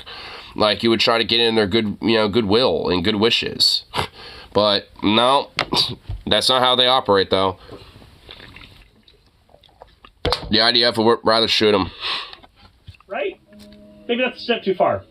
Candace Owens quote tweeted Dave Rubin saying, "What's amazing about this is that I didn't name any country in this tweet. I simply stated that genocide is wrong. Always. This is not a controversial stance. Interesting how you interpreted it." Well, I guess, you know, Candace is, you know, broken clock right twice a day, I guess. Dave Rubin said, "Yes, and I thank you for your strong stance against Hamas. Maybe the U.S. Yeah, honestly, the U.S. could potentially maybe win some of the graces over of the Palestinians, because whatever Palestinians, you know, that do have access to internet that are able to at least, you know, potentially get the word out there of what's going on and shit like that, I'm sure a lot of them understand that there are people in the United States and in other European countries as well, and other places in the world, that are trying to speak out and spread awareness and stuff like that. So, honestly, I'm sure, like, when it comes to the Palestinian people, I'm sure they would probably, it would take time, but I think, you know, they could potentially, you know, gain the trust of the United States, stuff like that, if we gave a fuck. You know, like, but when it comes to Israel, honestly, yeah, I do agree with you. I don't think there's anything Israel could do that could gain the Palestinian people's trust. And that's unfortunate. Like, I think it would have to take, a generation or two before those, before that trauma can really, truly, potentially even get started on being mended. I mean, just getting started on it, let alone even, being it somewhere in the middle of that process. Because so many people have, children, toddlers, elderly, adults alike that have suffered and have, basically lived an entire life of nothing but fucking trauma. I mean, it's just fucking insane. I can't even imagine, or fucking fathom, living every day with just nothing but just trauma after trauma after trauma after trauma just hitting you in the fucking face, dude. I can't imagine it. I just can't fucking fathom it. Cause in a way, a part of this whole, genocide is, if we don't kill you, we're basically going to break you. We're going to break you to the point where you're so traumatic and so, shocked, out of being cognitively able to really do anything that you're basically an easy target. That's kind of a part of this whole strategy. It's why, so much of the IDF is basically maximize damage, fuck accuracy. Because they want to basically shell shock the entire population to just be fucking, fish in a barrel. Because they already are, but they just want to make them all, frozen, so it's easier to take them out, basically. Future generations of Israeli people are going to turn on this one. They kind of already are. That's why I say, like, when it comes to this whole problem, it's Zionism specifically. Like, I don't even necessarily strictly, say this about the Israeli people, because even though there are a lot of Hasidic Jews, hardcore Zionists, and extremists that are supportive of this shit, honestly, there's at least half, if not even a majority of the Israeli population is not happy with what the fuck is going on either, especially of the family members and friends and of these hostages. Like, they are very fucking mad, with the family members and friends of these hostages of what's going on, because they see that their government just does not give a fuck about wanting to help them at all, and they're pissed off about it. Like, I mean, it's like, because even they will say, it's like, look, I don't like Hamas, I mean, and I don't trust them either, but it's like, if they're, like, basically stating, like, we're willing to, like, give them back if you just, like, release, this or do this and that, then just do it. Like, they're basically just saying, just fucking do it, because I just want to get my family back home, or my friends back home. It's like, because they don't give a shit, but they're legitimately, like, fucking angry that, their government is not even fucking, like, considering, the idea of at least trying to help out, of retrieving the hostages back. They don't give a shit. And they're basically spitting in the face of their own fucking people. Of their own citizens. And their own people recognize this. Like, a lot of them are not happy about it. And honestly, I've, like, now I've got my Reddit back, so, I've been checking out Public Freakout every now and then. And honestly, a lot of stuff on Public Freakout, every now and then, will be in Israel specifically of, like, basically Israeli infighting, where there'll be Jews, protesting, or having signs out, and a bunch of hardliners, extremists, or police even, or the IDF directly will literally come out and beat the fuck out of them, smash their, rip up their signs, and, shove their face up against a brick wall and, try to crack their skull and shit. It's like, I mean, a lot of these hardliners and hardcore Zionist extremists are literally willing to beat the fuck out of other Jews and other people that, that are in their own country, their own citizens, that are supposedly, their, brothers and, like, in Jewish blood and all this and that, whatever the fuck. Like, they're willing to crack their fucking skull over this. Like, it's honestly fucking insane. Like, a lot of these hardliners who advocate this shit are fucking psychotic. They're fucking psychopaths. And a lot of, and honestly, I mean, I do imagine a decent chunk of the Israeli population are kind of fearful a little bit of speaking out too much. Just because, like, the Israeli government and a lot of these hardliners have made it pretty fucking clear that if they speak out, they're going to get punished pretty severely. Because either the government's going to arrest them, or, and, like, punish them in some way, or even potentially jail them or imprison them possibly. Or these hardliners, will go vigilante mode and beat the fuck out of them. Like, I mean, so I really do feel for even Israeli people, because, like, they have to basically kind of live almost in terror of their own government and hardline vigilante extremist fucking freaks running around potentially beating the shit out of anyone that might be against this whole genocide that they're doing. I mean, it's fucking crazy. Like, it honestly, legit, unironically, is very Naziistic with what the fuck is going on. That's why you don't attack a group of crazies at once, you isolate them. Yeah. I mean, for real, yeah, that's kind of why. And unfortunately, it's like, if you're out there, brave enough to hold a sign saying I'm against, I'm a Jew and, and I'm against this, you're going to get your ass beat if you're in Israel doing that, which sucks. That's horrible. I think that's just fucked. And unironically, like, well, I guess not really funny, but funny enough, very anti-Semitic. Like, a lot of these hardcore Zionists, whether they know it or not, are being very fucking anti-Semitic when it comes to their philosophy and the idea that they push. Because it directly, at the end of the day, harms Jewish people. Especially if they look at Jewish people that are against this and are literally cracking their skulls and beating the shit out of them and attacking them in the streets and accosting them and stuff like that. It's like, well, then what the fuck? Yeah, I mean, it's like, it's kind of hard to say that it ain't. I mean, it's just a philosophy of just fucking racism and bigotry and, and I guess, hypocritically enough, it's like being very anti-Semitic. Like, it's, it's a very fucking disgusting philosophy. And sadly, I mean, outside of the whole capitalistic business element that props it up, I mean, the core root of it all is that. It's the philosophy of behind it all. I mean, and it harms Jewish people. It obviously harms, you know, Palestinian people. You know, and it harms everybody. I mean, it's a very harmful and destructive idea. It's just inherently a very destructive philosophy. I mean, it's not the only one that is, but it's one of many.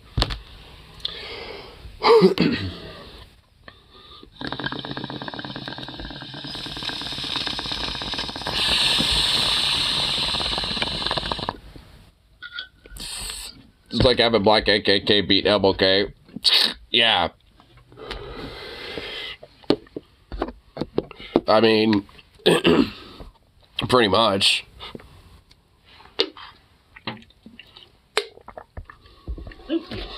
And Candace Owens said, me, genocide is always bad. Dave Rubin, why won't you condemn Hamas? Absolutely. I hate it. Oh my god. Fuck you, Rubin. So, you moldy Reuben fucking sandwich, you. Like how every single time you talk about what's going on in Palestine or talk about what's going on in Israel, you don't. Or I guess even mentioning genocide at this point. To say, but I condemn Hamas, but I condemn Israel. You shouldn't have to do that. You should be able to literally just call out bullshit when you see it. Duh. Which I guess, you know, because of the meme, did you come out of the lawsuit? It's like, which obviously, yes. Because, I mean, I guess on the other foot, like, I mean, Hamas is also, like, you know, in part the problem. Now, arguably, honestly, I'm just going to be fucking honest, not as much. Mainly because they are more of a reaction to the oppression that has been going on, you know, due to the Zionistic philosophy that I've been talking about for so long. You know, it's like, because of that, like, they kind of become a byproduct of that. But, a big but, like, what they are, though, what they represent as a reaction to that, though, is gross and fucked up. Because they are essentially like the other side of the coin when it comes to the extremism factor of this, where they're hardcore Islamic extremists, where maybe they're not like ISIS or some shit, you know, where they're like, you know, gonna, like, you know, do their crazy fucking videos or, like, you know, do whatever the fuck. But, you know, they're pretty much, like, I'd argue, the equivalent of, like, you know, a Taliban or something. I mean, because they're more of a regional thing. They're kind of like more of like a guerrilla army that's somewhat terroristic, like the Taliban was, like, and all that shit. And, you know, at least now, and, you know, even before, like, you know, Taliban was, you know, a governmental body, you know, as well, which Hamas is. So, arguably, I did say Hamas more like the Taliban, at least, you know, if you want to make an analogy of what they're kind of like, I guess. But they're still fucked up. They're still extremists, and, you know, and they're not exactly, you know, representative of what is in the best interest of their people. Like, which, you know, can be said of the Taliban, can be said with any of these other extremist groups, you know, and all that type of shit. And because of that, you know, it's like, you know, a lot of that extremism is, you know, taken into exploitation because of the desperation of their people that, you know, live under the apartheid and the oppression that is going on. And because of that, they're able to, you know, manipulate a lot of people's desperation into the extremism of their genuine anti-Semitic, hardcore Islamic extremism of, fuck, you know, the Jews, basically, because of what they've been doing. And, you know, or at least because of what Israel has been doing, you know, against Palestinians, and, you know, use that as a way to essentially, you know, kind of like how, like any other right-wing idea, you know, use that as a scapegoat, you know, as like, oh, this is the core root of all the problems. Which, I mean, it's a major symptom of a lot of the problems, but it ain't the core root of it. It also has nothing to do with Jewish people, like I said.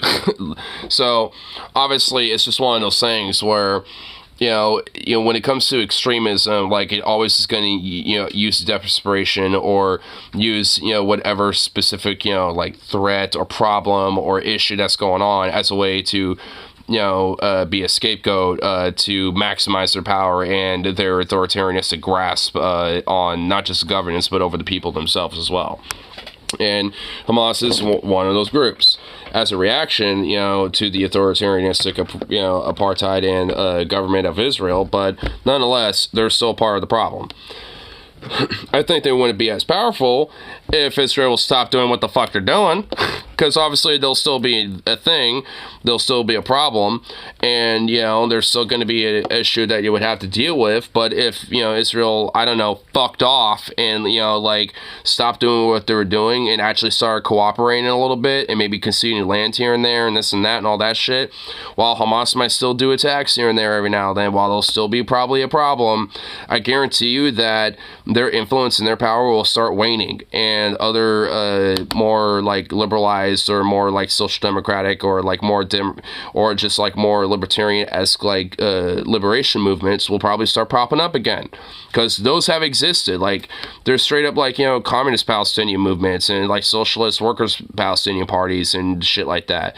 They don't really exist as much anymore because with Hamas's power grab in the region in the last 15 something fucking years, almost 20 years now.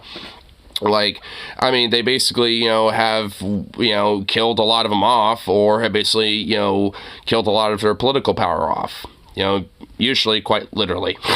So, it's one of those things where if you actually stop a lot of the, apartheid stuff, a lot of that extremism that, slowly but surely grasps and forms a lot of its power around that, then that extremist group won't have as much of an ability to have that power and excuse to hold the power.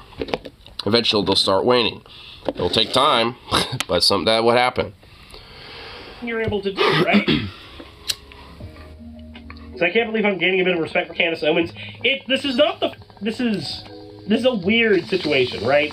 Because when Candace Owens came out in defense of Anya, I was like, I guess I have to side with Ben Shapiro a little bit on this one. Weird. And now I'm just like, maybe I have to side with Candace a little bit on this one. Weird. I don't like this.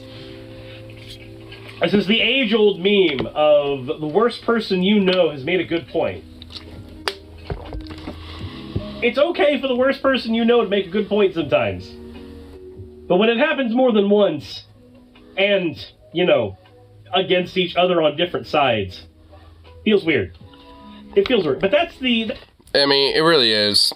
Though I guess I feel like just because, when it comes to people like Candace or Ben, it shows that, I feel like a good chunk of their ideas aren't really, that serious, so to speak. Maybe deep down inside they're not as hardcore extremists they really make themselves out to be, but they're probably still a conservative piece of shit. But nonetheless, I just kind of find it amusing that it's over this whole Israel-Palestine thing. I guess Candace is on the right side on that. Which I suppose... Oh, that's what's dogs. I suppose is good, I guess. In comparison to 2018, where she's like, hey, you think Palestinians have a state? Lol. I guess, from there to now, I suppose... maybe there's just a certain line in the sand where, she's like, you know what, never mind. So, I don't know. Interesting. So I just don't know if she actually truly means that or not, I don't know. A part of me really thinks that it's probably bullshit. But, because she's a con artist. A lot of these fucking conservatives are con artists, piece of shit anyway. So, I'm just not too sure how much I truly believe it. I guess maybe I guess a little bit, just because, she's actually kind of potentially jeopardizing her job at the Daily Wire, but maybe it's because she possibly sees an opportunity with working with either PragerU, the Daily Wire, or something or not the Daily Wire, with Charlie Kirk. Which I honestly think she'll probably hedge her bets with Charlie Kirk, honestly, if I had to take a guess. Because PragerU is fairly friendly with the Daily Wire and stuff, so I don't know. I guess, I don't know, I guess, Charlie Kirk and his, weird ilk are too, but not as much. Yeah, I feel like it would be with Charlie Kirk. Because, yeah, PragerU is a little friendly with, whatchamacallit, with, you know, with Daily Wire and shit, so. But here, let's see what other little things we can look at here. Let's see.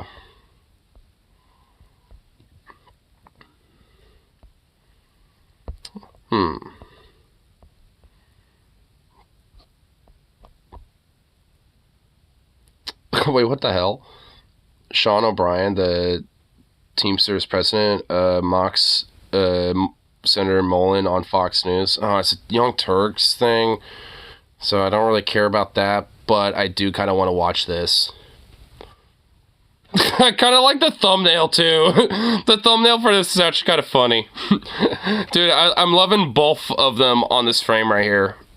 Alright, you know, I'm biting the bait. Fuck it, I'm biting the bait.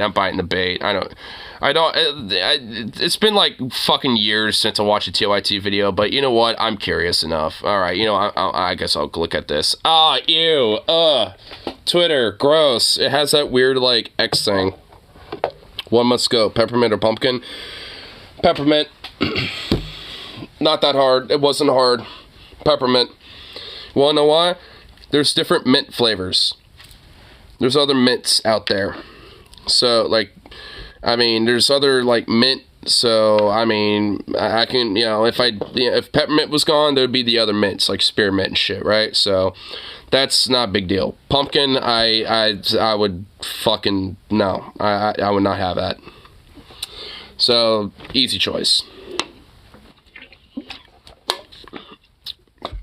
I mean, like, I don't know who the fuck you think I was on that situation, but I mean, I ain't get rid of the pumpkin. Hell no. Ain't happening. Because there's different mint. There's other mint flavors. So, I mean, you know, just because peppermint ain't there, don't mean I can't appreciate the other mint. So, let's look at this. Bizarre thing I've ever seen, because first he says we're consenting adults, which was bizarre because it sounded like he wanted to date me. Then he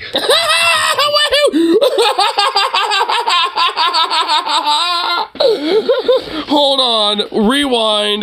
Did he just say that? Oh my god, wait, my brain okay, hold on, what? Which was bizarre because it sounded like he wanted to date me. Then first, he said there were two consenting adults, but, you know, which is weird because it sounded like he wanted to date me, dude. Oh my god, fuck yes, dude. I love Sean O'Brien. Dude, these Union Bulldogs are fucking amazing. And why are all of them named Sean? There's Sean Fain, there's Sean O'Brien. Like, dude, why are all the Seans in the, like, the Union world fucking just Bulldog-based fucking Giga Chads? Like, can we just, like, get all of them up there? Like, cause goddamn. Like, dude, the SNS, bro. Dude, the SNS, like, Sean duo team, bro. The Sean brothers. You got Sean Fain and Sean O'Brien, dude. The Sean brothers, bro. Dude, they're fucking Giga Chads, man. I love it. I love both of these guys. They're great. Dude, and this guy, man, I love Sean O'Brien because he's good with his words, dude. Like, he is quippy. Like, Sean Fain is more like kind of just, you know, cuts through the bullshit straight to the point. But this guy, he likes to kind of play ball a little bit. He likes, you know, to kind of, you know, play with his words a little bit. He likes to fuck around a little. I mean, you know, I like it, dude. He's a little bit of a jokester. I mean, it's definitely like some dad energy, but goddamn, I fucking love it. It's so great, man. I love this guy. Asked him to fight me, and I'm hearing now he wanted to bite me. And then the last post he made was in front of a cache of automatic weapons where he says anytime, any place. So make up your mind. Do you want to date me, fight me, bite me? Fuck me. Or shoot me. It's crazy. We're there for one reason only. It's to, you know, tell our side of the story and get some feedback and maybe develop some relationships for the betterment of working people. So a fucking senator, like, unironically had a picture of his fucking guns being like, come on, bro, anytime, any place, bitch. Like, dude, this senator was so threatened by a union boss and a union president that he, like, is wanting to shoot this guy. Like, are you fucking kidding me, bro? Hey, I definitely enjoy watching Teamsters President Sean O'Brien mock Republican Senator Markwayne Mullin on Fox News, of all places. But when Senator Markwayne Mullin... You know what? That's honestly probably for good reason. Like, if you're going to mock a Republican specifically, like, do it on Fox, especially if, like, you're a Teamsters guy. Because, I mean, you know, there are genuinely a decent amount of, like, blue-collar, like, worker types who are obviously conservative. But a decent amount of those type of guys are also union guys. You know, a lot of them are also pretty pro-union. So, and also, a lot of them might be legitimately be in the Teamsters as well. So when they see their own president looking at a Republican who maybe they ostensibly potentially might have even voted for, being like, oh yeah, this guy's a fucking, you know, weirdo and a fucking dork and blah blah blah, and kind of fucking on the guy, you know, it kind of gives them more of a second thought and be like, well, fuck this guy then. You know, like, I mean, you know, it's honestly not a bad idea. Like, there is merit to potentially going on right-wing media, at least, you know, when it comes to Fox News. You know, when you go in there with, like, a very specific purpose and just cover the bullshit and just stick to it. Which Sean O'Brien here is basically doing here. Which I guess in some part, yeah, I mean, the host is just kind of letting him say it. But, I mean, but when it comes to, like, other times, usually that ain't really the case, and there's always, like, kind of this back and forth and challenging you and shit. But if you cover the bullshit and, you know, kind of stick to it, then it actually does have some fairly decent value to it. Especially if you don't, like, come off as, like, you know, preachy or woke or whatever the fuck about it. You just kind of go, you know, straight, you know, like I said, just kind of cover the bullshit, you know, leave whatever other stuff out, you know, just out of the picture, at least especially if, you know, like the host is trying to infer it, like someone like Jesse Waters or something, like, he's basically the new Tucker Carlson, so he's going to try to evoke woke and all this other bullshit, you know, any chance he can. So, you know, it's like, you know, like I said, cover that bullshit, you know, stick to it. And there is, you know, there can actually be some value, you know, to that. And, you know, like I said, O'Brien's doing that, and if anything, it's made me laugh. So, I mean, honestly, if I'm laughing to it, I guarantee you there's probably, like, you know, some, granted, probably conservative guy who's, like, a big old union dude, too, that is probably belly laughing off of this, drinking his Bud Light, you know, or, well, maybe not Bud Light, but, like, a Coors or some shit. Challenged O'Brien to a fist fight earlier this week. You know, he was really trying hard to be this macho tough guy. And you know what? I still want that. I still want the fucking fight, bro. Like, I mean, there should be a law. If, like, a politician, you know, challenges somebody to a duel, it should be, you know, like, fucking committed to it. And, you know, and if they don't complete it within, like, a 3 months time, then they are disqualified from being a politician. There's a special election. Boom. So if they threaten some shit like this, they better commit to it. I mean, because, like, if not, then, hey, special election, you're out. Bye. You're done. Like, I mean, so if Mullen really wanted to do it, then he better be ready for the cage match, baby. Like, I mean, you know, and just the fists, bro. Just fisticuffs. I mean, none of your little pew-pews, you weird little sad, insecure little bitch. No, like, you know, coming in with the steel chair. None of this bullshit. Just your fists, baby. Like, cause I guarantee you Sean O'Brien will just, like, you know, do a quick dodge and just lay one, like, good boom, and he'll just be out. I've heard that, like, Mullen's also apparently, like, a former MMA fighter or some shit. I don't know about O'Brien, but, like, I think just that raw blue-collar, just, like, fuck you energy will probably override the, I'm gonna be a technical, like, professional here. You know, because I think, you know, that guy, considering his anger issues with Mullen, like, I think that's going to override whatever, like, technicalities he's got going on. He's probably going to be more like a brute, be like, Aah! You know, just, like, trying to charge in there, and, you know, O'Brien's going to be nice and, you know, just kind of, just cold and stoic, just like, out, just gone, KO'd. Now, if you haven't seen their insane confrontation yet, let's just refresh your memory before we get to the moment that O'Brien was referencing in that interview. Quick, the tough. I get to see it again, yay! I act in these Senate hearings. You know where to find me. Any place, anytime, cowboy. Sir, this is a time, this is a place.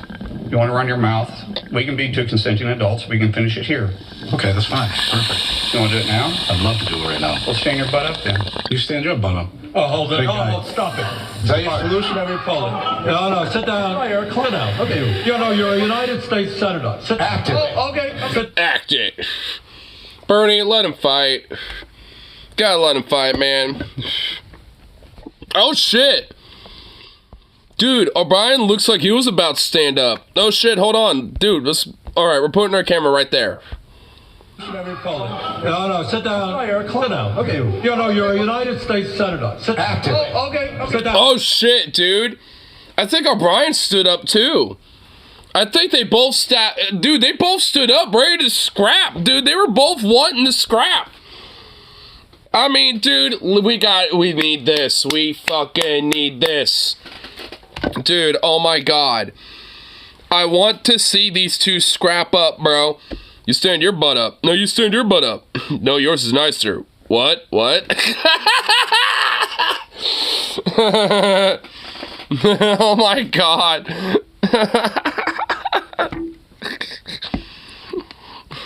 He's gonna do that thing where he puts his hand on his head, all he can do is flail his arms. Like in Spaceballs, where he got like Lone Star just holding on to Lord Helmet. Lord Helmet's like,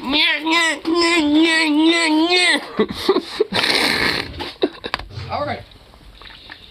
So after that, Mullen goes on like this press tour, and apparently he had an interview on a podcast where he said something a little strange. Let's listen.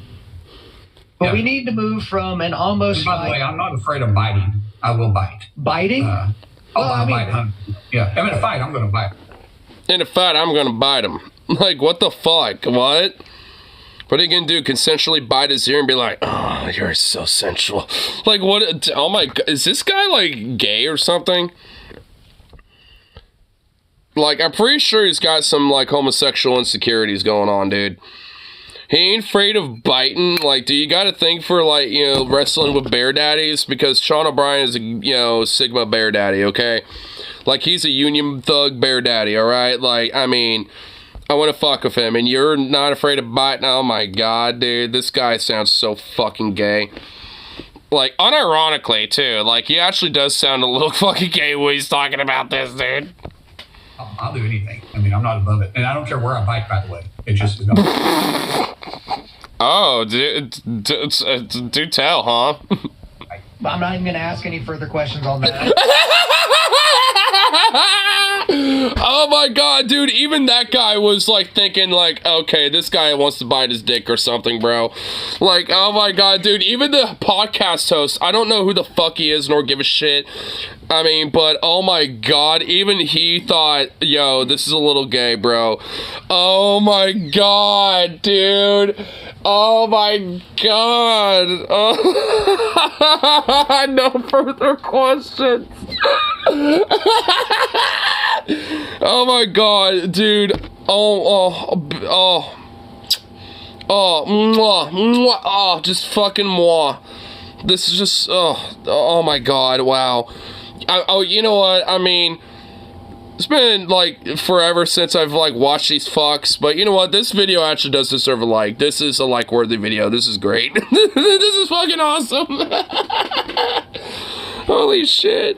That basically speaks for itself. I'm sure it does. I'm sure it does. Oh my god. Okay, you know, I'm sure he's a conservative chuck-a-fuck moron, but you know what? He made my night there. That guy made my night a little bit with that. Oh my god. Holy fuck. Oh, that was great. Oh, that was just beautiful. Holy Whew, I need a little breather after that one. Holy shit. Oh my god. You know, your little comment about you stand your butt up. No, you stand your butt up. Yours is nicer. Like, I think that's a little bit more closer to the truth than you really think. I think that's a little bit more accurate than you realize, dude. Like, holy shit. Dude, that clip right there really genuinely made me think, yeah, dude. He wants a little bit of that O'Brien booty.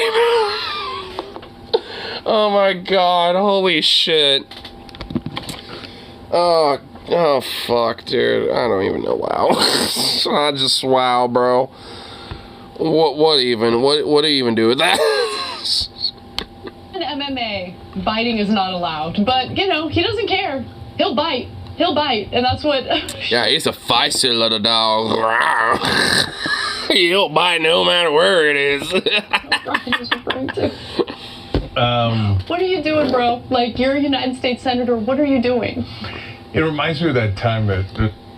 Same could be said for Cenk, who's running for president. What are you doing sitting here? Should you be campaigning?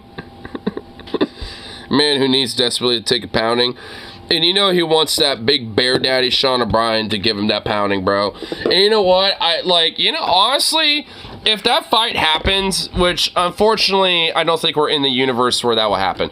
But, you know, if it were to be in, like, if it were, I guarantee you it probably will eventually be 18 plus, because it'll, like, the last little chunk of it will have to probably go on, like, Pornhub, because, like, you know, Mullen would be desperately trying to, like, you know, get O'Brien to, like, you know, ride him or something. Be like, please, you know, ride my, you know, let your dick ride on my ass, bro. Like, I mean, you know, because, like, he's gonna want, you know, O'Brien to, you know, give him the pounding or some shit. Give him the old Union, you know, hog, dude. One right-winger yelled at me in New Orleans. The Union Rod. He wanted to say that Ben Shapiro beat me in a debate, but he mixed up his analogies, and he said, Ben Shapiro ate your ass. And I was like... What? What about Ben Shapiro eating ass? Wait, what? Wait, what, Cenk? What? Are you deeping into your sexual... Wait, what did I miss? Okay, hold on. Wait, what did I miss? Shapiro beat me in a debate, but he... What are you doing, bro? Like, you're a United States Senator. What are you doing? It reminds me of that time that one right-winger yelled at me in New Orleans, and he wanted to say... Oh, it's just some random right-winger yelled at him? And that Ben Shapiro beat me in a debate, but he mixed up his analogies, and he said, Ben Shapiro ate your ass. Oh my god, I can imagine Ben Shapiro. Oh my god, Ben Shapiro eating out Cenk Uger's ass. Oh my god, why is this a weirdly sexual fucking segment? Oh my god. Oh my lord. Dude, the sexual tension is really strangely up on this. What the fuck? Like, Ben Shapiro's femboy ass, like, eating Cenk's ass. Fucking, like... Mullen wants Sean O'Brien to pound his ass. Like, oh my god, why is this, like, so fucking weirdly sexual? Like, what the fuck? Like, oh my god, what is going on? Like, I wasn't ready for this. It's like the spirit of Venom just, like... Has the spirit of Venom taken over? Like, what happened? What happened? Like, oh my god, I don't even know. Oh my god, fuck. Oh my god. I want to say, you know, fuck thyself, you know, like, you know, but I'm not, yeah, never mind. Yeah, well, whatever. I don't think you meant what you just said, but okay. I think he did. Okay, all right. He's kicked your ass or ate your lunch or something. And this guy, he reminds me of the serial killer, Mark Wayne Mullen. Reminds me of that guy. He's like, and I'll bite him, you know where. Why are you telling me you'd like to put your mouth on his presumably crotch? No. Oh my god, Cenk. I mean, he's just calling it out for what it is. Oh my god. Look, I mean, Anna is kind of, you know, like, I don't know. I don't really like her that much, you know, really, but, you know, I do love her just cackling in the background, just laughing her ass off. I mean, it's kind of contagious. Dude, I mean, because, okay, this story is actually unironically pretty fucking hilarious. This little video is pretty fucking funny. Like, holy shit, dude.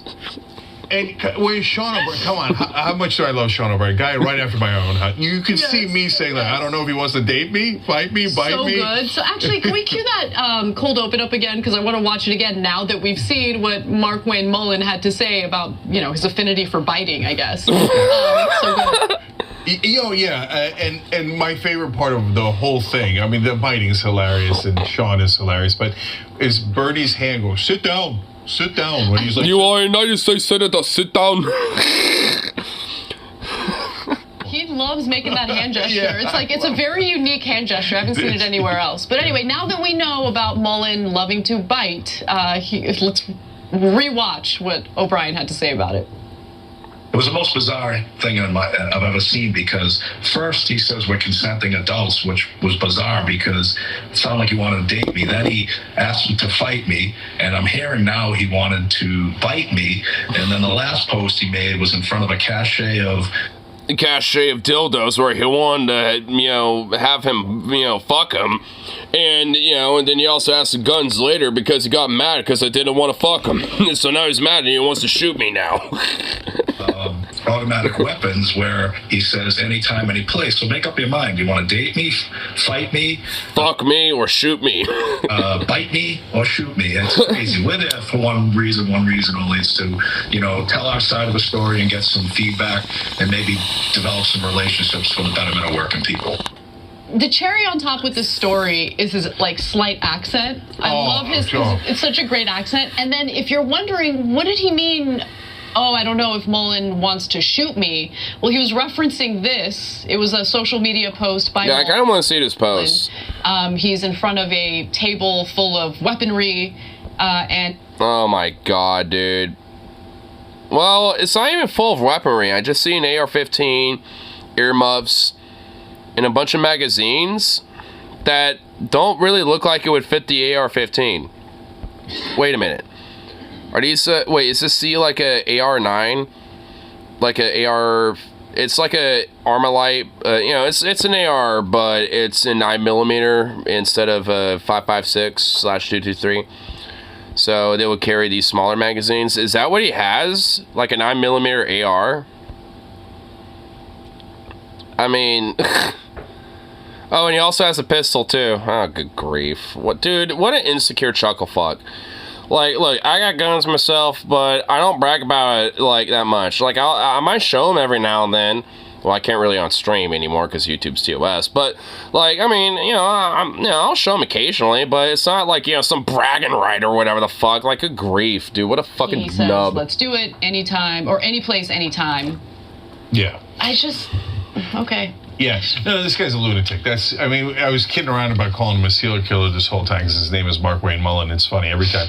But now he's he wants to go, he said, I want to go back to the days of caning. You remember the story from history where one senator caned another and so he's talking about physical violence over and over again. Dude, I mean, if that's the case, then, someone needs to put Mullen in his place then. He just needs to be scrapping up, dude. Someone needs to scrap up with that guy and put him in his place and, whoop his ass. That's just what needs to happen, I think. That, I think, is just what needs to happen. Fucking goddamn goober. I mean, there was that one time in the Senate where, I think it was in, the 1830s or 40s or some shit, where, there was a gigantic fight that, happened in the entire fucking, chamber. And in the middle of it, someone pulled off some dude's powdered wig, showing off his ridiculous bald head, and it caused the entire chamber to erupt in laughter. Which honestly, for me, it's just you know what? I mean, awesome. We need to bring shit like that back. Because one of these politicians in the Senate or Congress has, a wig. So if there was, a full-on chamber fight that broke out and one of them, grabbed their hair or toupee at that point, they certainly would just, that shit would just, fly off and everyone would start erupting in laughter or some shit. It would be ridiculous. And you know what? I think we just need that kind of energy in the U.S. again. We need that shit. We're due for that. I think it will kind of help with, some of the angst in America. Because at that point, regardless of what political aisle you lean on, we can all kind of unify and be this is fucking awesome. And anyone that says otherwise, we can all fuck on them. So, I mean, a lot of us will probably, have something to agree on. We'll just kind of, be well, I thought this guy won. Well, no, this guy won that fight. I mean, that'll about be as far as it go. But, a lot of that angst, I think, will go away a little bit. At least a little bit.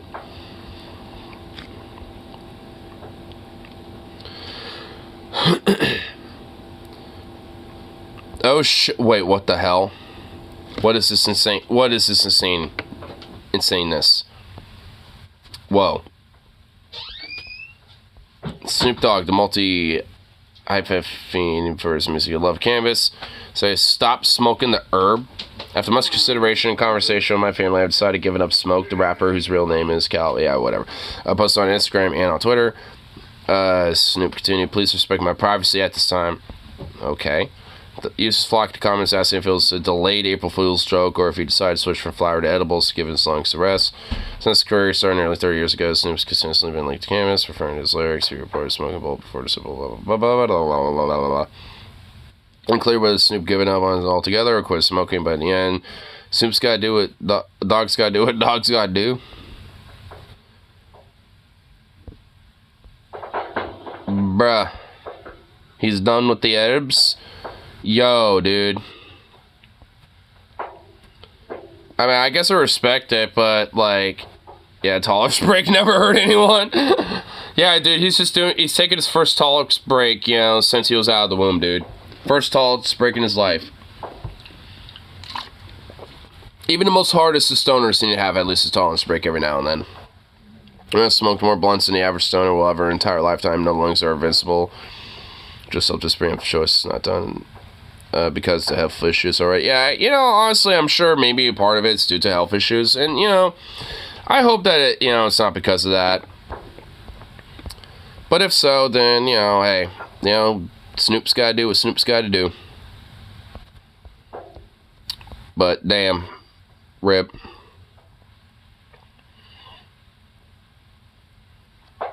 Just rip. Makes me... It kind of partially makes me a little sad, but, you know, hey.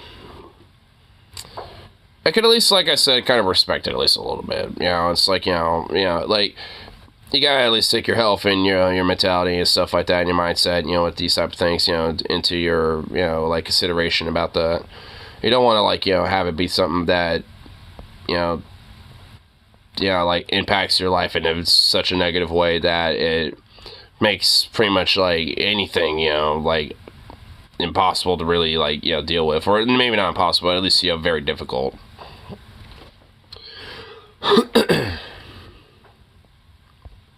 Is there not really much else going on for the tube? Because I'm trying to look, skim around to see what else there is, and it's not much. It's not really that much. Oh, wait, you know what? I wanted to check out that old Vivek thing on, where about, like, kicking somebody's ass or something. Where was that? I want to find that. Where is it? Oh, here it is. There it is. I haven't checked this out yet. I want to look at this. Why do I got such a habit of, like, doing the... never mind. Fucking Streamlabs, man. I'm not pleased about this still. Like, I'm really not, but whatever. Let's have some fun here. So, Vivek Ramaswamy went on News Nation to talk to Chris Cuomo, and they got into an epic scream fest. This was a super duper heated debate where they go back and forth, and they very clearly don't like each other. So let me just say right off the bat, I actually kind of like Vivek doesn't go a single day without going on some outlet. It could be like a small podcast or a big podcast or some random cable news channel or Fox News or CNN. Homie is out there. You want to talk about somebody who's like... honestly, I'm kind of wondering why, like Marianne hasn't been like that as much lately. So she's kind of, like, fallen off the radar a little bit, and it's like, where the hell is she gone? Like, I mean, she was, kind of popping off there for a little bit, and now she's just kind of like, poofed. She poofed away. Relentless in getting out there and giving interviews. That is Vivek Ramaswamy. So from the hustle perspective, I actually appreciate him. Couldn't disagree with him more on, like, literally any and all the policies. And by the way, he's a con man. Like, people don't talk about that nearly enough. How his kind of a fascist. This is super sketchy, fraud, etc. And of course, Chris Cuomo, he's over there on the graveyard of cable news. News Nation, that's what they are. It's like all the old school washed up cable news hosts go on News Nation. But anyway, so they get into it, and it is spicy. He hasn't even been on my show. I'm just watching you get slapped around by her, and I'm wondering what your strategy is. The fact of the matter is, Chris, my strategy is calling out the mainstream media like I did to Kristen Welker at the start of that debate. I asked her about the Trump-Russia collusion hoax, told her to look the audience in the eye and apologize to them. Just like I'll tell you, you're part of the mainstream media despite pretending like you're not. Look the audience in the eye and tell them the mainstream media. For all that happened. I'm part of the mainstream media. And hey, listen. And you play the same games that the rest of the mainstream media does. You're doing it tonight. Oh my God, Vivek, you sound like Ben Shapiro. Chill the fuck out and quit snorting coke. You've been covering for your brother. You have been playing a game. You were kicked off cover for my brother. Of course I help my brother. Yeah, of course I do. And you know what? That's been journalistic. Oh, boy. Well, hi, Kyle. All right, so we get to the heart of the issue here. So Vivek is pointing out that Chris Cuomo violated journalistic ethics by covering for his brother in the midst of his 48 scandals, including sending grandparents with COVID back into nursing homes where then everybody proceeded to die, and then they covered up the numbers of the deaths. Which also, I noticed that Cuomo was saying, well, of course I covered my brother. Of course I did. So that's an admission. That's an admission of guilt, basically. It's saying, yeah, of course I did. He's my brother. I'm going to stick up for my family. Fuck ethics. That's a genuine admission on his part. What the fuck? What a scumbag piece of fucking shit, dude.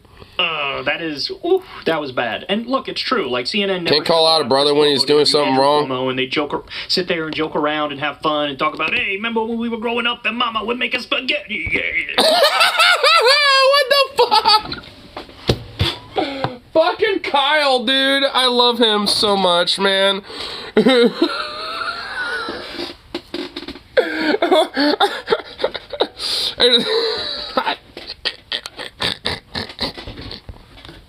And it was always a bad look. It was always a bad look. It was always unprofessional. And Vivek's point on that, Vivek's 100% right. Now, I don't co-sign all of his attacks on mainstream media because Vivek likes, I'm sure he's sympathetic to Fox News or Newsmax or One American News Network or the right-wing podcast circuit. And I got news for you. For all the flaws of mainstream media, there's just as many, if not more, in the media that Vivek thinks is the panacea and the solution, right? So I don't co-sign all his attacks on mainstream media, but generally it is true that mainstream media does a horrible job, and Chris Cuomo was a good example of it. And of course Chris Cuomo is getting his guard up now, and he's how dare you? And he dives into it and says, well, of course I helped my brother. Yeah, that was kind of the problem, right? You're supposed to be objective. You could have recused yourself from segments with your brother, not interviewed your brother on air, have others do that. But instead you decided to play... Or maybe, even, hey, the audacity of maybe criticizing your brother a little bit and saying, hey, he was wrong for this type of shit. Doc of my bro bought a Corvette MC. He bought a Corvette. Nice. With him and beef him up and act like he's going to be the next president of the United States, and that all backfired. Standards that have now been failed not just by you but by every member of the broken political media. So yes, it is going to take an outsider to call it out. And you want to look everyone at in the media is responsible for covering for my brother. See what I'm saying? 90% you miss 90% of the media is colluding with respect to pushing one answer on the American public for the origin of COVID-19 to the Hunter Biden laptop story. Also, the cheapest Corvette in the country is also $1.5K. All right, well, damn. What does any of that have to do? Look, Vivek, you can talk a lot. What it has to do with it is that mainstream media is setting the terms of the actual debates in this country. Okay? You can talk a lot, but not necessarily be saying anything that's worthwhile. You would know a lot of... Look, that is... Oh, you know what? Credit Cuomo on that one. That was a burn. It's man, you talk a lot, but you ain't saying a lot. It's oof, ouch. Which is true. Vivek Ramaswamy, 100%. He talks a lot without saying anything.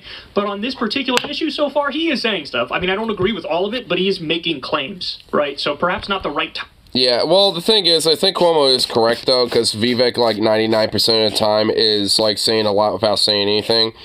But, on this issue, he kind of is saying something, but it's not really 100% absolute. And also the idea of, all of media defending his brother, Cuomo's brother and shit, that's a little silly. There was definitely elements of the media that criticized him. That's at least especially Fox, but, there was definitely elements that did. The idea that it was just unequivocal, defense of him is just kind of fucking ridiculous. Make that argument, but there's definitely a grain of truth in that argument from Chris. Chris, I've been listening to you, and I think that you're a good example of that. Nikki Haley keeps kicking your ass in these debates. Oof. Honestly, I thought it was going to be, when I saw the kicking your ass right here, I honestly thought it was Chris or Vivek, one of them, saying they were going to kick his ass or some shit, but oof. I think in the first debate, Vivek had a good first half of it, and then the second half, it's true that Nikki sort of draxed him. I think that's true. But I think in pretty much every debate since, Vivek has done better than Nikki Haley. I'm not saying that. I don't agree. Nikki Haley, honestly, is just I feel like it's done better, personally, in my opinion. To win a GOP brawl. Like, well, okay, so are we talking about, like, presidential candidates, or are we talking about, like, the Senate, the Congress, or are we talking, like, literally all of them? Let's elaborate. Are we talking about, like, a steel cage match type of thing? You know, like some WWE shit or something? Like, I mean, let's get into this. Like, I mean, you know, like, the Royal Rumble, or, like, presidential candidates. Okay, for the candidates, who would win? Like, okay, when it comes to, like, a full-on fight,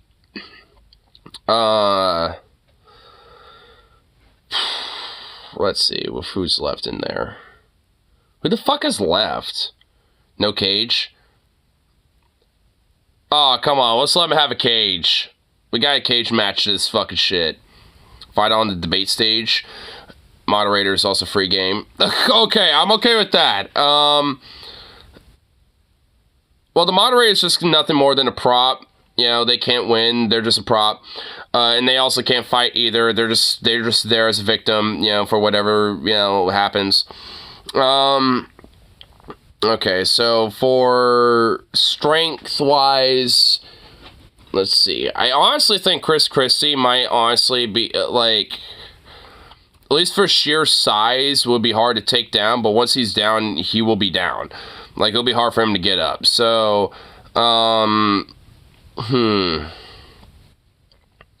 Vivek's dexterous, I feel like. I mean, I feel like you can bob and weave a little. Is Chris Christie strong fat or weak fat? I feel like he's more in the middle. I don't think he's like a strong fat, but I don't think he's like a full-on weakling either.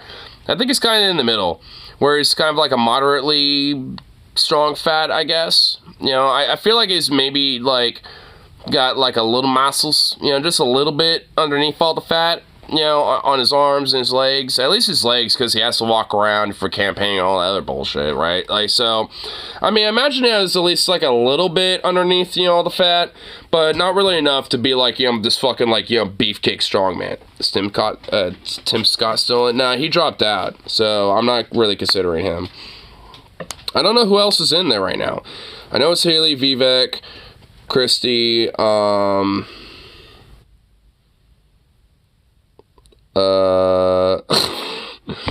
know it's not those three. Well, not just those three. Who else? Doug Burgum, I think? Is that his name? I think.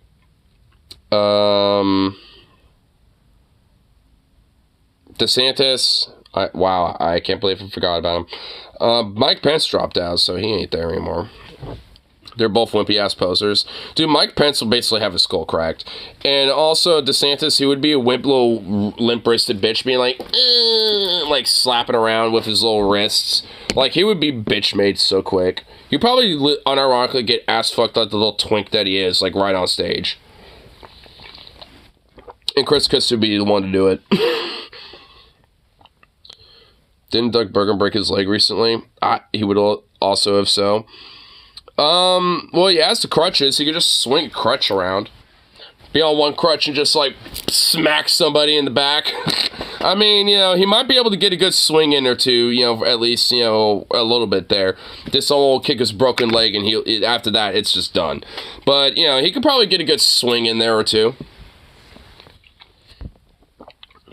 I think so that leaves Vivek, Chris, Haley for contenders. I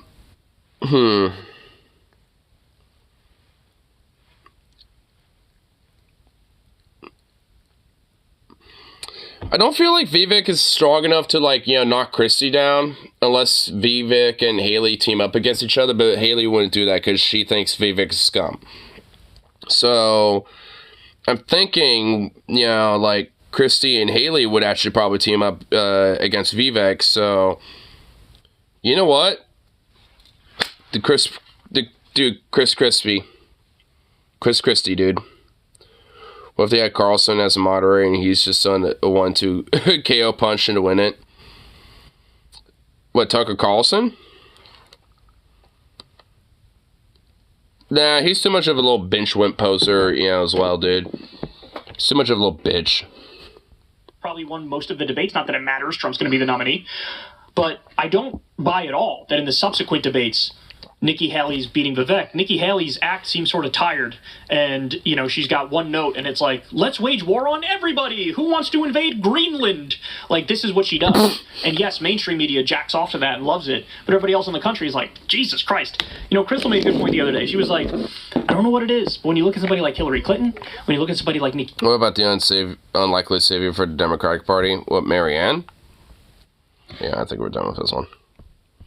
I think we kind of get what Kyle's getting into with this one, so whatever. I think we saw the gist of what we wanted to get into.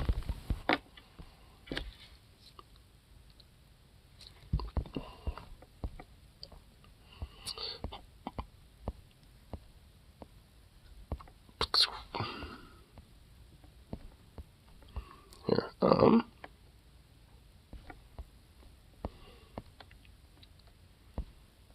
let's see what other little things we could look in here. Let's see here.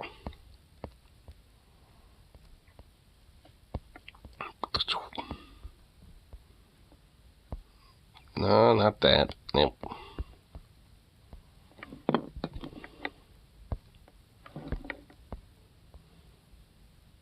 Biden's bumbling and summoned through a speech. She gasped past the recorded book of parts on stage saying, "You ain't black, Jack." Does a KO on Biden and proceeds to lead Democrats to victory. What, fucking Cory Booker? I mean, considering that there's like any generic Democrat would be better than Biden, I guess that isn't really saying much, but I guess that would mean that, I mean, it would probably be a better outcome, so I guess there is that.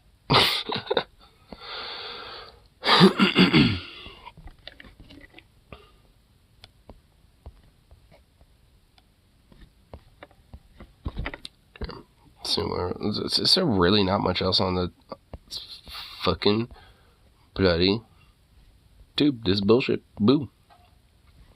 Boo. Boo.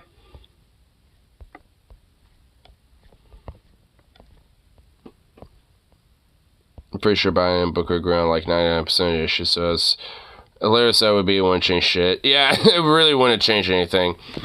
I feel like maybe Booker would be slightly more likely to maybe concede on some things here and there with certain pressure, but nothing would have fucking really changed from that at all, honestly. Oh, here's a human support video I haven't seen. Marjorie Greene confronted with comedian Bassam Youssef. Oh god, this fucking demon witch from hell, bro. Ugh, look at this fucking wretch. Oh gosh, it was on Pierce Morgan, you. A clip from a guy, Bassam Youssef. He was known as the Arab Jon Stewart, and I interviewed him recently about the war. And he said this about you. Saddest thing that I saw is the people that were in so much support of Israel are anti-Semite themselves. MTG, Marjorie Taylor Greene, she said like, I send my aides, and they took pictures of the protesters. Basically, she's surveilling protesters, and Marjorie Taylor Greene is very known for a very famous post in 2018. Honestly, like, Bassam Youssef, even, like, unironically does kind of look like an Arab Jon Stewart. Like, if Jon Stewart literally was, like, Arabic, like, this is what he would look like. Like, I mean, so far, I mean, yeah, it seems like, it holds up pretty well for a title. A respectable one, at least. She blamed the California wildfires on a Jewish space laser gun. Dude, his eyeballs lit up so much, bro. Dude, I love I haven't really seen this guy that much before. I've heard of him, but I haven't really, seen too much of him before. But I already love his, eccentricness, about him. I already love it. I want to see that again, honestly. On a Jewish space laser gun. Dude, I love his expression. Dude, I love how expressive he is. That's awesome. watched Marjorie Greene get confronted with comedian Bassem Youssef's criticism of right-wing supporters of Israel like her. Now, in that clip that Pierce was playing for her, Bassem went on to make a broader point about this double standard by supporters of Israel who will conflate any and all criticism of Israel's government with anti-Semitism. Meanwhile, evangelicals like Marjorie Taylor Greene, who literally spread anti-Semitic lies about Jewish space lasers, get a pass because they support the actions of Israel's government. So if you don't say anything about their use of white phosphorus or collective punishment or indiscriminate bombings in Gaza, and at least, you know, from what I've recently read up about the whole situation, like they've you know, raided that main hospital, like Al Yusuf Hospital, or I think that's what it's called. Like from what I understand, like from reports from people that were like either hiding or trying to get out of the hospital and shit. From what I understand, like, they were hearing sporadic different gunfire, even though there was, like, literally no one that was armed in the hospital at all. And that would basically imply that there was probably literal fucking executions going on, because the only people that would have guns that could potentially have sporadic, you know, gunfire, you know, in a hospital would be the IDF. And if they're having sporadic gunfire, then that means they probably rounded up fucking people and just started executing them in the fucking hospital. I mean, I don't know if that's actually confirmed or not, but it's at least, you know, some different things I've, like, kind of, like, read up and heard about, you know, when it comes to, like, some of the latest shit that they've been doing. It's like, and honestly, I wouldn't be shocked if that's what they did. Like, I mean, if it came out with that's confirmed, I wouldn't be shocked. Sounds, honestly, right up their fucking pay grade at this point. Sounds exactly like something they would do. you can be as anti-Semitic as you want, and they won't say anything. It's very disgusting. Now, to be clear, this isn't just a Marjorie Greene problem. This is a broader trend with the Support Israel movement, and I want to show you what I mean before we get to her response. So thousands... Oh, yeah, so this is like, you know, something that happened too, which I'm guessing this quick little segment is going to be about this. There was literally, like, I mean, this is, like, massively organized by even politicians, like, from Hakeem Jeffries to Mike Johnson, you know, the new House Speaker, to all sorts of other fucking freaks, where they basically purposely orchestrated and, like, bought a fucking march, you know, for Israel, basically, because there's been a lot of pro-Palestinian protests and ceasefire protests and shit like that. So, as a way to counteract that, they basically literally, like, purposely, artificially set up a rally where obviously it got a lot of people that do generally support Israel that will, like, look at it and be like, well, I'm going to take part in this. So, I mean, you got, like, a bunch of fucking people who, like, you know, got swindled into a fucking unironic psyop, basically. I mean, because you had a bunch of fucks, you know, that, you know, decided to fund and orchestrate, you know, a whole rally and a movement, and it gets some probably different grassroots, you know, type people that are more pro-Zionist and pro-Israel to help organize it and, you know, get the message out there on Facebook groups and Twitter and blah, blah, blah. And, you know, probably put some posters up here and there and shit. And this is the byproduct of it. I mean, it's like not every side has to be like every single person is an actor. Like, I mean, just, you know, organizing, you know, this whole movement, you know, in itself is, but like everyone here came here naturally because of what they orchestrated. And also, from my understanding, they try to play it off like this is like one of the biggest like fucking, you know, rallies in a while, like, you know, with damn near over 250,000 or some shit. And from different pictures of this, it's more like at best 100K people, more or less maybe like 50K. Like, they try to like overplay how many people were actually here, which granted, a lot of people, but not as many people as they try to make it out to be.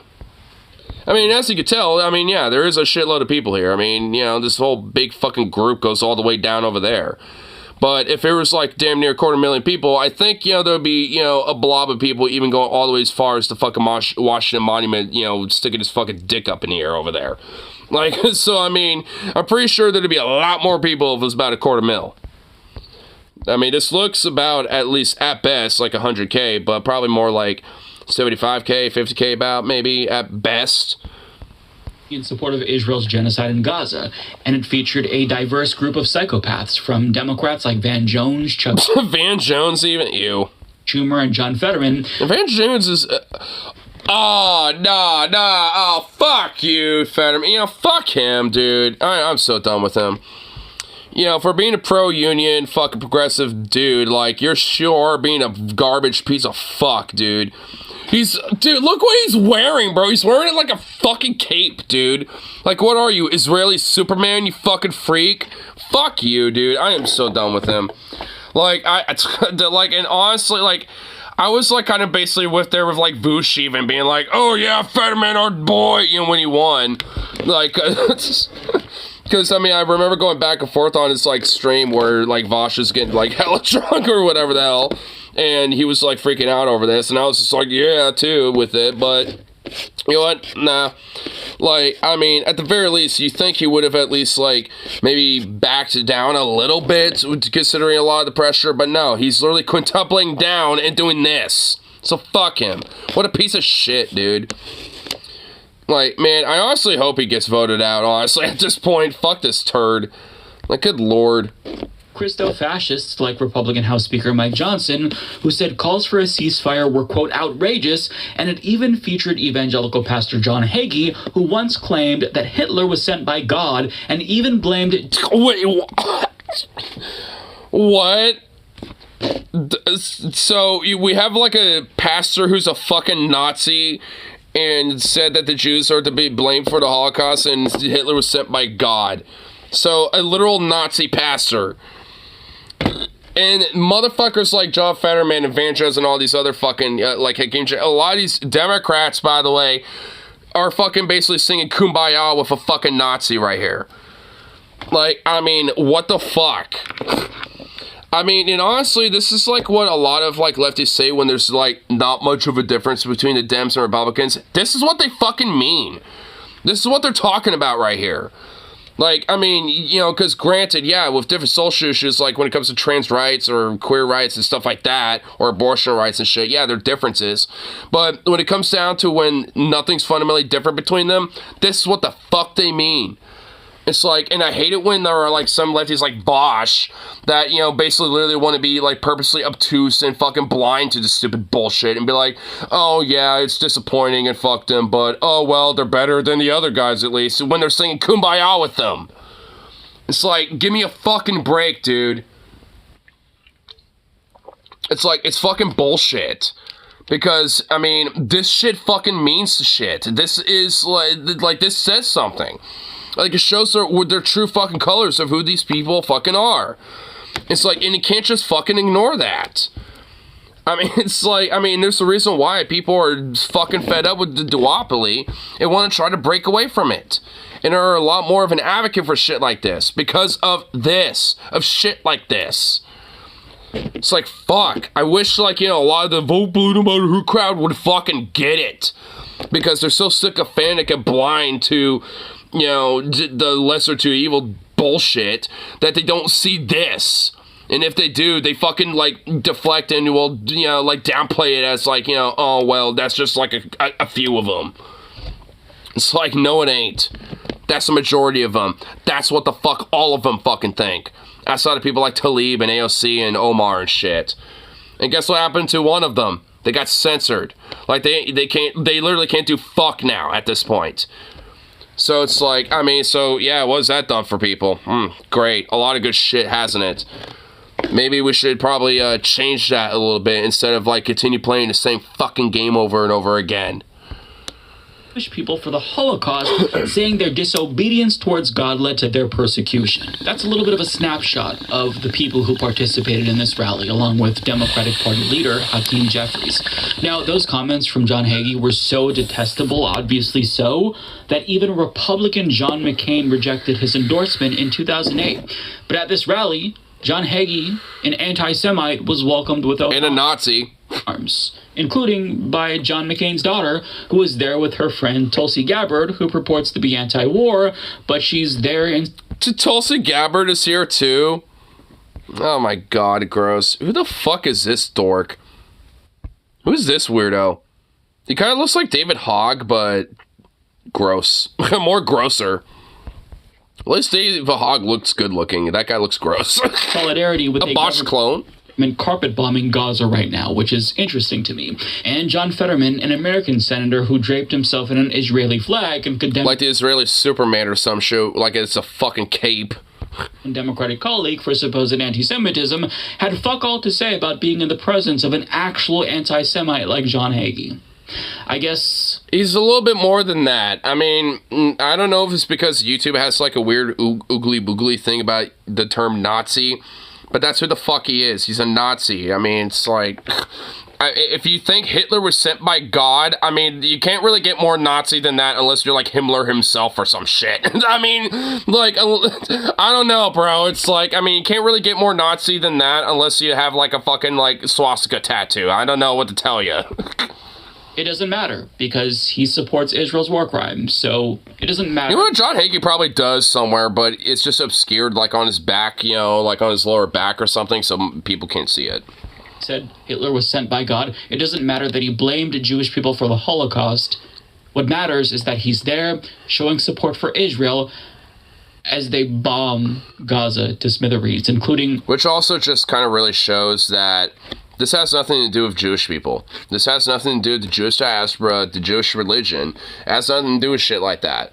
It has to do with the philosophy of Zionism and the racist bigotry and destruction that it brings. And honestly, and this includes Nazis too, they will use this type of philosophy as a justification, as a means to an end, to basically, you know, push forth more of their destructive, you know, means that their philosophies, you know, all bring. Because Nazism is inherently destructive, Zionism is, like neoconservatism is, and capitalism is, like all these philosophies are inherently destructive as fuck. I mean, so they're, you know, I mean, it makes sense that they, you know, a lot of these philosophies and the people who are hardliners and advocates of these things unequivocally are going to, you know, be in solidarity with each other in some way or another. That's why you have Fetterman, who is on, you know, who's an unapologetic Zionist, is, you know, standing in solidarity with an unapologetic fucking like Nazi, basically, because they both believe in destructive fucking philosophies, and they're going to stand in solidarity with that.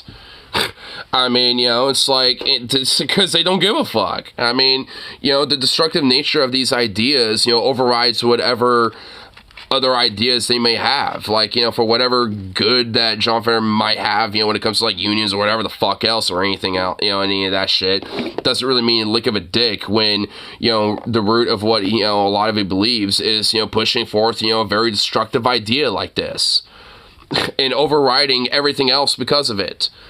I mean, it doesn't really mean shit at that point. Like, and it really should, you know, be like that. It's like, I mean, it's like, you know, there should be mass unequivocal criticism and jeopardy of this guy, you know, as an incumbent, especially a first term, you know, guy. I mean, you know, he's, you know, somebody who should really fucking seriously be having some introspection, but he don't give a shit. He's literally quintupling down, sextupling down, a dozen tumbling down. Bomb hospitals and ambulances and refugee centers and schools. Doesn't matter, because he supports that. But this is what Bassem Youssef was talking about. This deep level of unseriousness from supporters of Israel who weaponize claims of anti-Semitism to shut down criticism of the government of Israel, yet allow people like John Hagee and Marjorie Greene to be openly and explicitly anti-Semitic, but they're welcomed into this movement. Now, Marjorie Greene shamelessly accused others of anti-Semitism after she literally blamed Jewish people for wildfires. So, with that being said, you kind of know the context, you know what Youssef was referring to. I have a full video in his comments there if you want to watch that. But this is her response to Bassem Youssef, calling out her dumbass comments about a Jewish space laser. You did, didn't you? Because I've read that post. I went and got it, and I read it. November 17, 2018, you posted a long thing on Facebook that was just complete gobbledygook. I mean, you made out that... Yeah. Whoa. Did they mute her there for a minute? She was trying to say something. They muted her. They had her muted. Whoa, she has a book on... Whoa, she has a book on the ready, dude. What is this? What the fuck? She just has a book out of nowhere, dude. Whoa. Jewish space lasers do you admit in my that book was a because lunatic... that's something I never said. No, excuse me, Pierce. Wait, no. She did not just say that. What do you mean that's... Wait, bitch? What the fuck are you talking about, you psychotic cunt? Like, I mean, you literally did. You tweeted that, you fucking freak. You literally tweeted that Jewish space lasers were the reason why the wildfires in California were going on. Oh, what the fuck? Oh my god. You did not just say that, you psycho cunt. Is she admitting that she's schizophrenic because she was in a schizophrenic episode and doesn't know it? Like, I mean, what? What the fuck? Oh my god. She did not just fucking say that. Yo, oh my lord. Said that phrase. That was a lie about me. If you read. No, what? No. Oh my god, I want to punch this screen so hard right now. Facebook post I never said, and that's why I had to write this book, because people like you and whoever fuck off. He sounds like one of the trolls in my social media. She just literally called Pierce Morgan a troll, dude. Oh my lord. Attacking me and calling me names when he's never met me. I'm not anti-Semitic at all. I support Israel. Yeah, you are, you fucking Nazi bitch. Shut up. And I am outraged at Hamas attacking innocent Israeli citizens, women, children, slaughtering babies. I'm not calling it. Because they're supposed to claim the Holy Land, so then they will all be dead when the rapture comes. They're supposed to die under my watch when the rapture happens, not because of Hamas. Just saying that you did post this fucking cunt. Post, basically alleging that. The media lied about it, and that's why I wrote my book, Piers, because I'm setting the record straight. And I hope people order my book at mtgbook.com. Oh my gosh, she's just here to show her book, dude. It's a great read. People need to know exactly who I am, and what I really believe in. Yeah, because your ridiculous, stupid, fucking bullshit book full of lies is definitely gonna sell me, dude. Not because of Hamas, dude. It's a very good plug for the book, but you did suggest in this post, which I've read very carefully, you did suggest that the California wildfires at the time had been started by PG&E in conjunction with the Rothschilds using a space laser in order to clear room for a high-speed rail project. They're your words, not mine. Oh my god, dude, she said that because she's against high-speed rail. Oh my god, can we please just have asylums back? You know what? I don't care if we literally do it like pre-Reagan era where we have to bring back lobotomies and shit. I don't even give a fuck, dude. If the consequence that a few homeless weirdo tweakers, get lobotomized, in order for her to be that way, with her evil demon fucking smile, oh my god, oh fuck me, oh god. Oh, Jesus Christ. Yeah, you know what? Yeah, it's a consequence. It's a sacrifice we need to take. That is a sacrifice that we must have. The greater good. It's the greater good, dude. Like, it's for the greater good. Like, I'm sorry, I mean, we can hash it out, we can, amend it, over time, but, I mean, fucking God, I mean, that zoom in right there, just look at, it's, fuck, dude. Yeah, I don't know, bro. It's for the greater good. I mean, that's all I could say. Lobotomies, hey, Marching Taylor Green is the reason why we need to bring it back, bro. Well, people have twisted my words nonstop, and I guess that's what you to do. But you're the one that goes on unhinged rants, you fucking freak.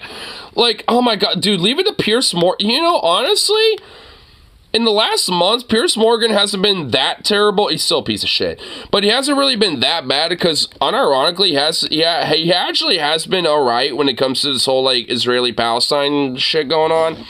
Because he has, unironically, had a lot of pro-Palestinian voices on and shit like that and blah, blah, blah. Like, and I guess in a weird way, he is pushing back. Like, I mean, honestly, like, I hate to say it, but leave it, to me, but leave it to Pierce Morgan to actually kind of, like, hold the feet to the fire to some people every now and then. I mean, and also, like, put out some voices that usually are not exactly pushed as much on, other media platforms. Like, I can at least grant them that a little bit.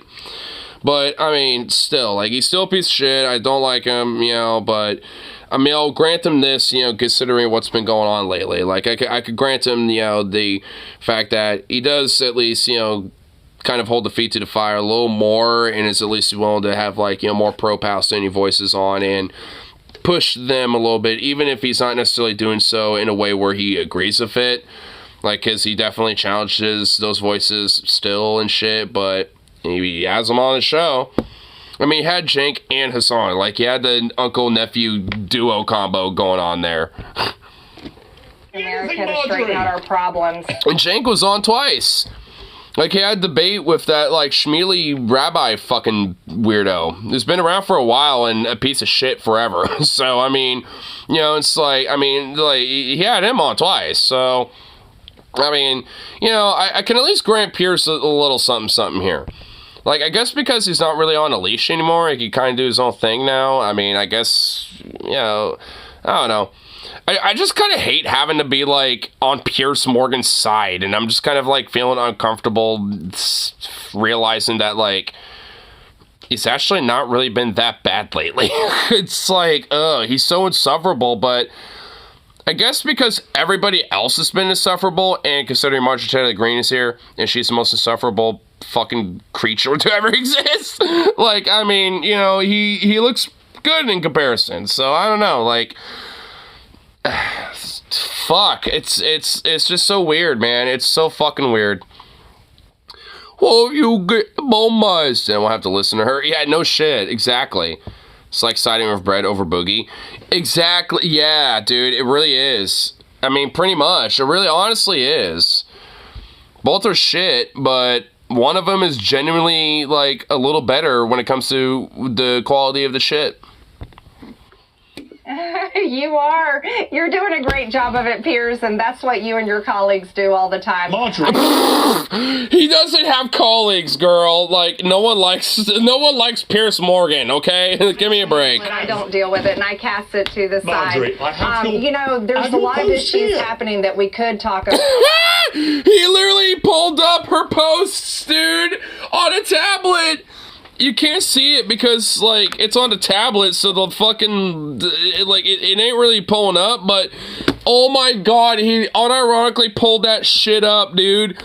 He was like, Jamie, pull that shit up, but I'm doing it myself, bitch. Boom. Like, yo. Oh my god. Dude. Dude, Piers Morgan, low-key, though, is kind of on fire, you know, with this right here. With this. I'm not saying he is anywhere else or any other time or any other point in his life. But here specifically, he kind of is a little bit. He kind of spitting a little bit, not gonna lie. I mean, just a little bit. I'm not gonna lie. This is kind of why it feels weird to kind of like give props to him because, I mean, he's actually doing a good job calling her ass out while she's sitting there like a fucking demon witch bitch from hell. I mean, he's not really doing a bad job, like, honestly. I have to give him credit where it's due. Broken clock right twice a day, you know? That's how I see it. Like, I mean, that's how I see this situation. I mean, he's actually not doing a bad job, to be fucking frank. Which, again, it kind of weirds me out. Almost, like, shockingly disturbs me in a way. Both are shit, it's just a matter of which is easier to clean up. And Piers Morgan's easier to clean up because it's nice and solid. All you have to do is just grab that little baggie, just pick it up, you know, flip that back around, just dump it in the trash, there you go. She's the diuretical shit that you literally have to, like, get paper towels, get a bunch of baggies, and fucking, like, you know, it's like a fucking biohazard. Like, I mean, you know, it's a whole bad situation. Like, Piers Morgan, it's nice and solid. It's nice, it's almost, like, clean for what it is as a shit.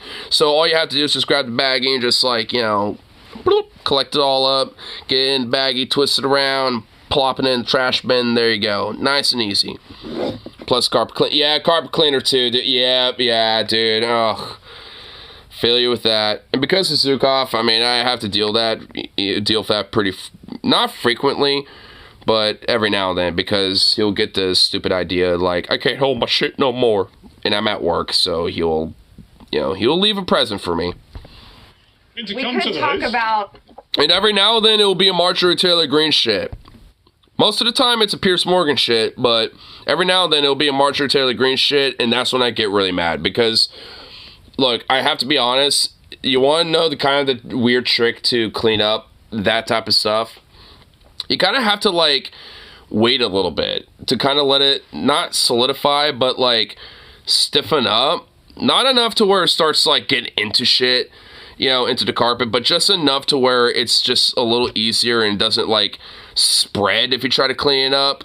It just kind of gloops up, like, you know what I mean? Like, it's just one of those things where you have to, like, you know, kind of like time it right, basically, because if you do, it's genuinely kind of easier to clean up. You still have to go for the whole fucking process where you have to get a carpet cleaner, the whole shebang. You still have to go for that, like, don't get me wrong, but it's at least a little bit easier. But if you let it sit there and just chunk up, then it's kind of like embedded in the carpet a little bit. Like, that's going to be a bitch. But if you get it like immediately when it's fresh, then it's just going to spread everywhere, and then technically it's just like, you got a bigger mess to clean up. So you have to kind of like time it in a way. And for me, I've noticed it's like 20 to 30 minutes. Like, you have to just like, you know, give it just that amount of time and then go in and just like do the quick cleanup, get the carpet cleaner, you do the quick little like, you know, a little spot clean, all that shit. And usually after about 10 minutes-ish, it's a done deal. It's, you know, at that point, that's like the easiest way to clean that type of stuff up. At least in my experience. And, you know, maybe there's a better way to deal with it, but at least in my experience, that's the best way to address a diuretical situation, you know, if you have a dog and it's on the carpet or something like that.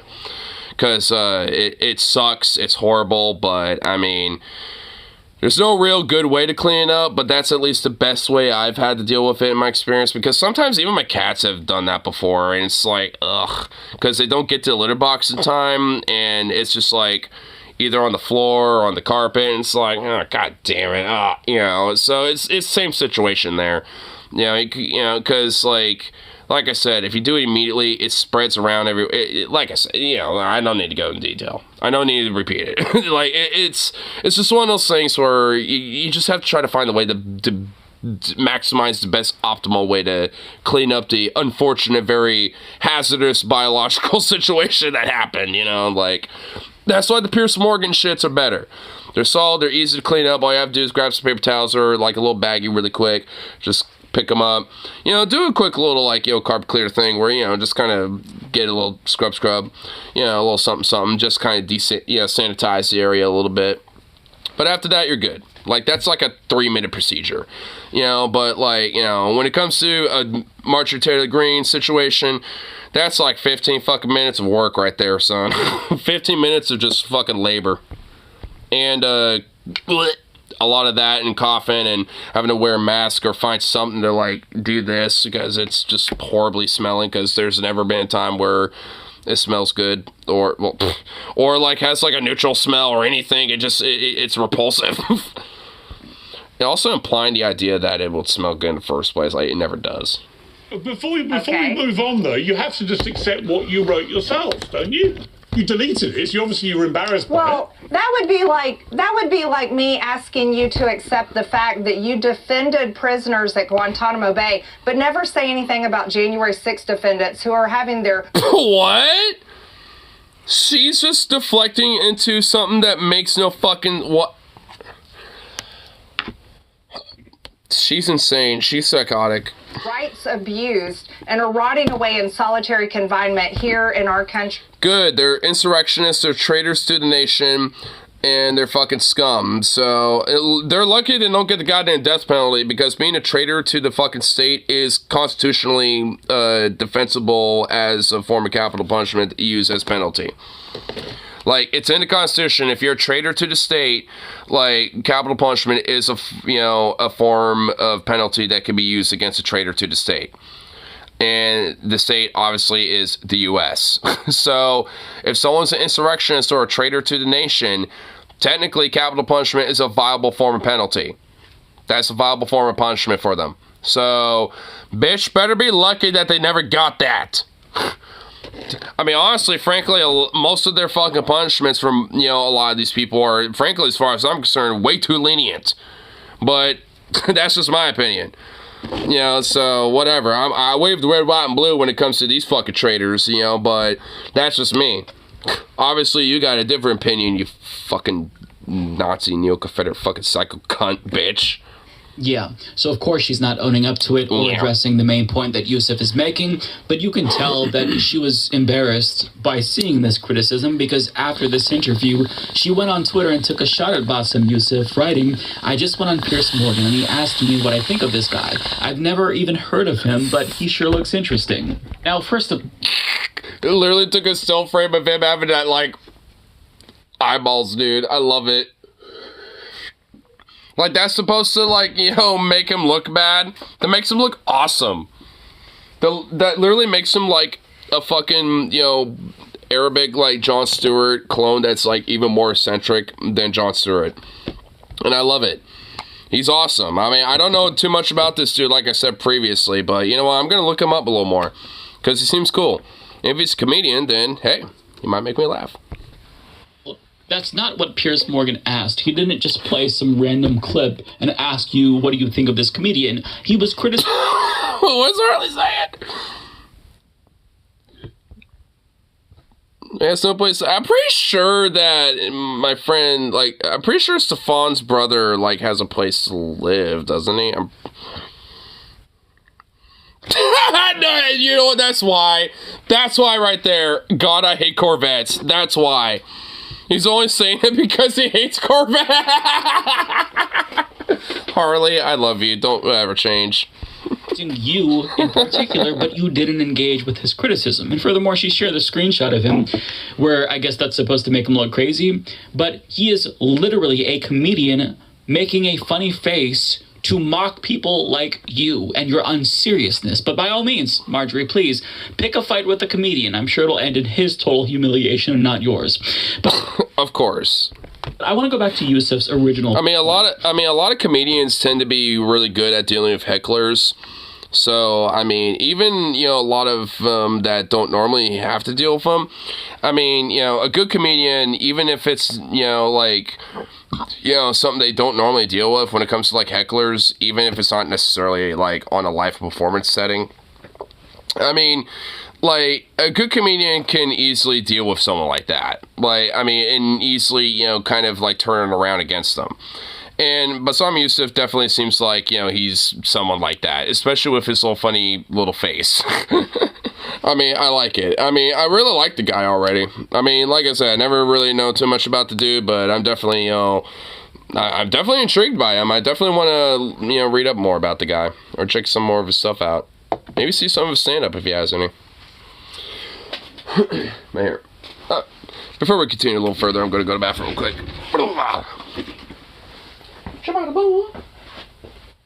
Alright, where are you in here? Oh my god, you little ball. Aw, look at you. You're so cute. Aw, hey buddy. You little sweet boy.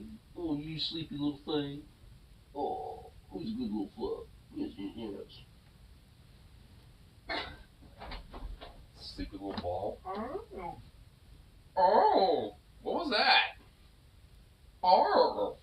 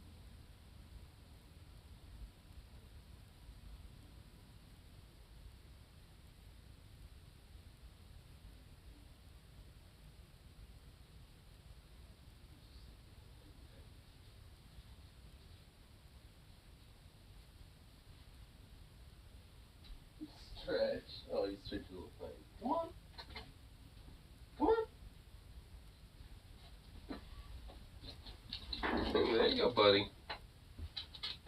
You silly little thing. Look at you. Oh, yeah.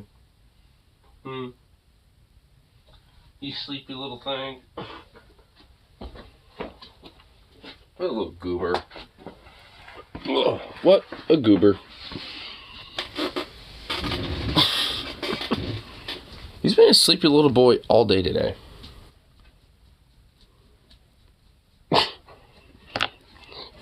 Before I went in, he just had to make I'm pretty sure you might have heard it, but like he made that little like, Rrr. I don't even know what little noise that was. I'm assuming it was a yawn, but I couldn't tell. Little goob. He's such a little goof. Oh my gosh, he's so cute.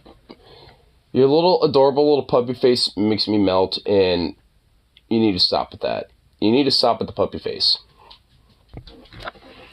Supporters of Israel's government are so thirsty for U.S. support as public opinion turns against them that they will welcome anyone, including actual anti-Semites, into their movement, like Marjorie Greene and John Hagee, all so that way they can say, look at all of these people who support what we're doing in Gaza. It's a just cause. What we're doing is not wrong. Those who criticize us are wrong. Now, that's... And they're literally the equivalent of Nazis and anti-Semites. Even though we will literally sing Kumbaya with the little Nazis about this. The only double standard, because while supporters of Palestinian human rights get blacklisted and lose their jobs, you also have celebrities like Sarah Silverman, who defended collective punishment against Palestinian civilians, go on to guest host The Daily Show 2 weeks later. Like, can you imagine if somebody defended collective punishment against Israelis? It would be wrong, justifiably so, and they would likely get canceled. But if you say it about Palestinians, well, we've dehumanized them, so have at it. Say what you want. We don't view them as human beings. Now, on top of that, you also have Republicans like Max Miller and Brian Mast literally advocating for violence against Palestinians, while the only Palestinian American in Congress was censured for saying from the river to the sea, and she added, she does not mean genocide, she means freedom for Palestinians, but yet wasn't enough. They censured her, but not Brian Mast or Mac. Or, yeah, pretty much anyone else that is really willing to dehumanize, fucking Palestinians and shit. Which arguably would be a lot more, meritable for censorship. Because, the whole, River to the Sea thing, it is kind of true to an extent, that a lot of, anti-Semites and a lot of people that, pretty much, want to, look at Jewish people, it's like, yeah, fuck them all type of thing, as, used as a way to, justify that type of mentality. But there's a lot of people, including me included, that, look at that type of phrase as, more of, hey, Palestinians deserve their sovereign state, it's more about, having, Palestinians, being free from the oppression of the apartheid that they've been suffering under. It has nothing to do with Jewish people or anything like that. It has to do with the Israeli apartheid. That's it. And Rashid Tlaib was pretty much saying the same fucking thing. If anything, there's because there's kind of two versions. Well, I think there's at least a couple more, but at least there's two main versions. There's from river to sea, Palestine will be free, and there's also from river to sea, Palestinians will be free. And at least, the more, I guess, less anti-Semitic version would be the Palestinians will be free part.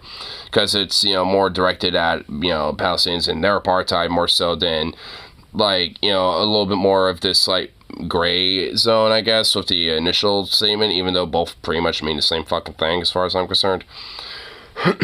But, regardless, there are different groups, like Hamas, for example, being, anti-Semitic, and being an extremist group, will use that term for basically fuck Israel, destroy it all. But that's, for a lot of people, especially, that are calling for a ceasefire, that might say that type of shit, that's not what the fuck it means at all. Who said we're going to turn Gaza into a parking lot. Listen, the longer that supporters of Israel refuse to engage with this double standard and perpetuate it, the more unserious they look. As if supporting a genocide wasn't discrediting enough, but the people who don't know any better, they see these contradictions. They're too obvious to miss. And while we're on the subject of double standards, there's been this hyper-focus on fringe supporters of Palestinian human rights who also advocated support for Hamas. Now, this includes some DSA members in New York and BLM Chicago. What the fuck is this? Okay, so that is all. That is it. BLM Chicago. I stand in Palestine. Is a fucking paraglide. Okay, come on. I mean, I kind of get the whole paraglide meme, but I mean, are we okay, goddamn it. Like, son of a bitch. Like, I mean, but like, are we serious though? I mean, come on. I mean, this strikes me as almost like a fucking troll, dude, or almost like a parody. Like, come on. I mean, like, okay, whatever. I kind of find it silly. Like, if it was like, you know, some satire, I guess I can get it. Have a little chuckle and some lightheartedness, but this literally isn't. Come on, well, really? Who posted an image of a paraglider saying we stand with Palestine. And listen, it's not even a full paraglider because like the actual paraglider part of this thing is not even there. This is like just a silhouette of a guy parachuting. There's not even a paraglider on it, guys. Unequivocally condemn that, even if it's a small minority of people who are advocating for Palestinians. But the question that I want to ask is anyone who's supporting the actions of the Israeli government going to condemn any of this? For example, quote, let Israel finish the job. I mean, so let's just go back to like 1941 or something like that. Yay, let Germany finish the job. What's the problem? Which, unironically, I bet there were some motherfuckers out in the world and shit that actually unironically were saying that. But, I mean, still, I mean, you know, it's like, I mean, what the fuck? I mean, seriously, like, holy fuck. I know there's, like, the whole, like, Godwin's fallacy thing, but you know what? This is a rare time where, like Godwin's fallacy is not a thing. Like, it's just actually being, like, put in place, like, right here. Like, Godwin would be rolling his fucking grave right now. Like, holy shit. Oh, Godwin. 1,000 plus Palestinians are dead, including 4,000 children. How can you interpret this as anything but an explicit call for genocide? Where's the outrage? Where's the condemnations? Now, wait, hold on. I just realized it's just like a little bald-headed weird fuck that's holding it. Man, what a goddamn fucking goober, dude. Here's more genocidal signs at the pro-Israel rally. Quote, many Gazan civilians are Hamas in training. There is no proportion... A hit, Hamas in training.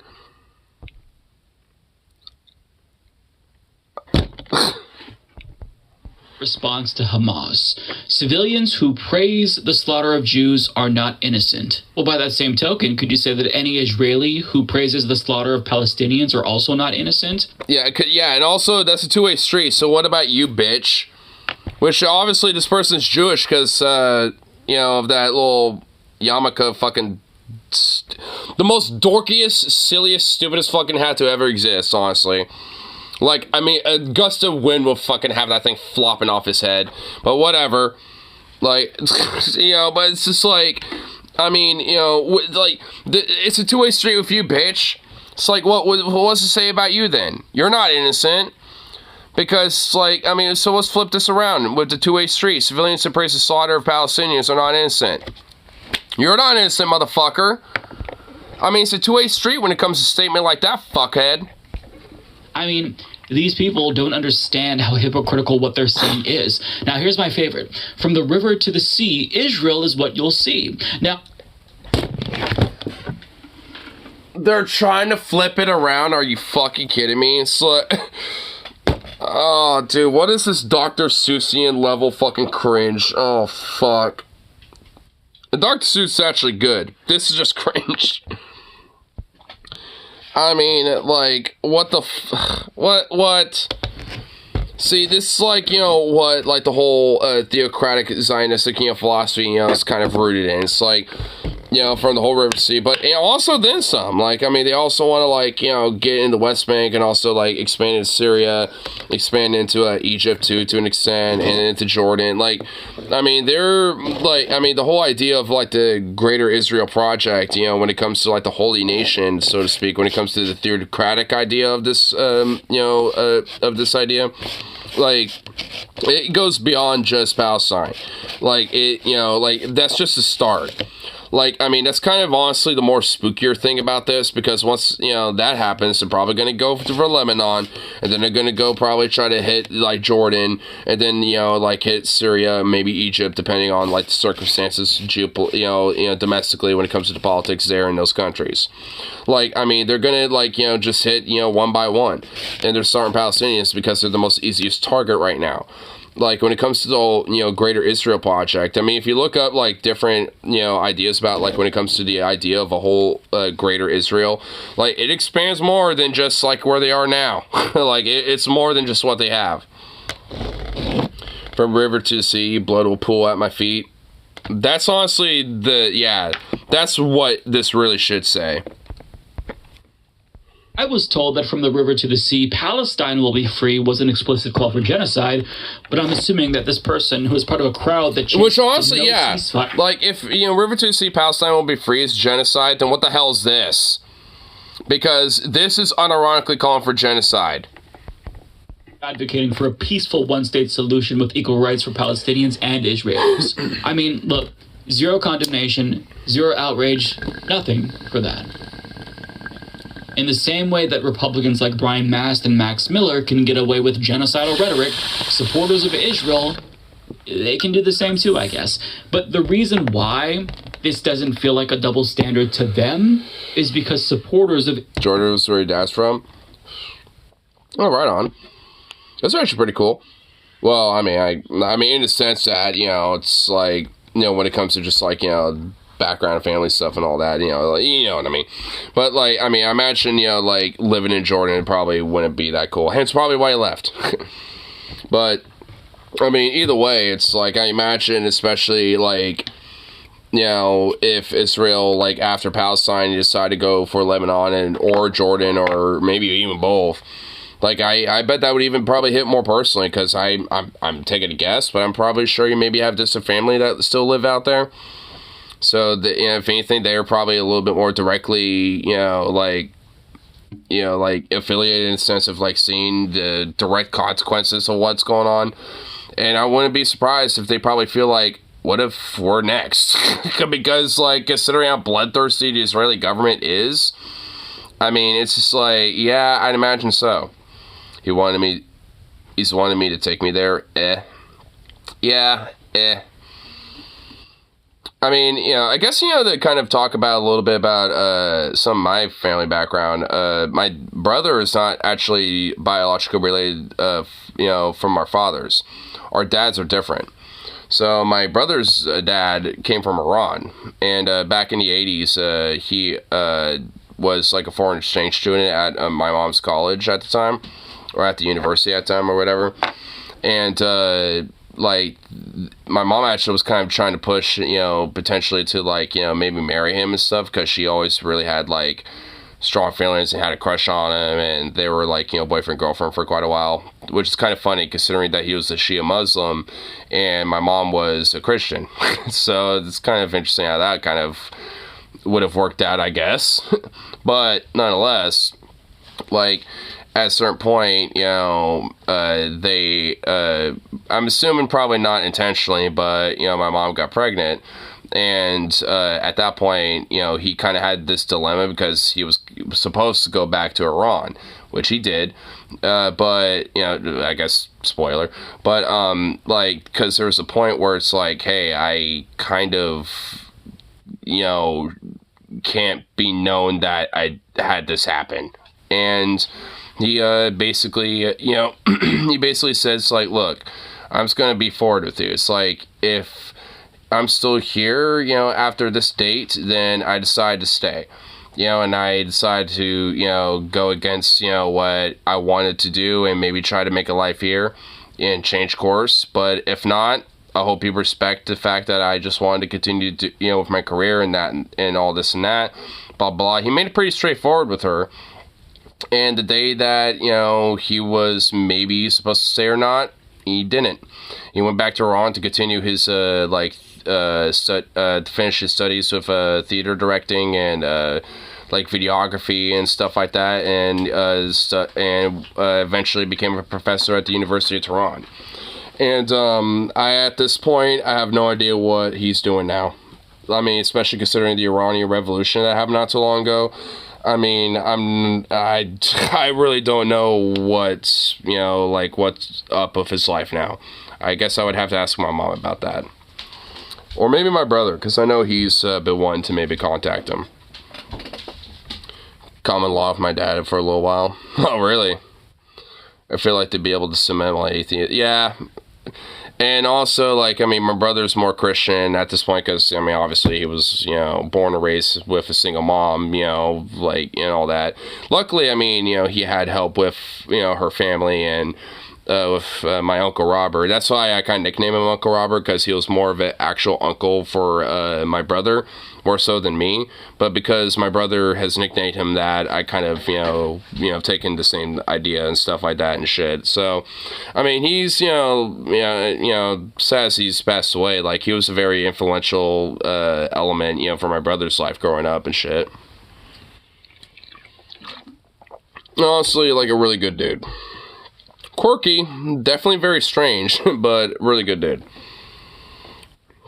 And you can definitely, I mean, if you go, like, you know, like, from, like, 2018, 19, you know, 2020, like, if you go in those streams when I was, I mean, well, some of them were on Twitch, but, I mean, but if you go for at least a lot of the streams when they were on YouTube, I mean, you could see them in the background and stuff like that. I mean, you'll kind of know who I'm talking about. But yeah, like but he was like, you know, major influential, like, you know, person, when it came to growing up with my brother and stuff, because there was a while after that where my mom dated him for a little bit, and there was a time where my mom actually got pregnant with one of his potential kids, but she had an abortion. And he knew about it, and he actually even admitted it at one point, where my mom never, ever fucking said anything about that before. But the only reason why I know is because Robert told me about it. And I was just like, oh, shit. and when I found out, like, even my dad was like, oh, shit. Even he didn't really know about it. But you know,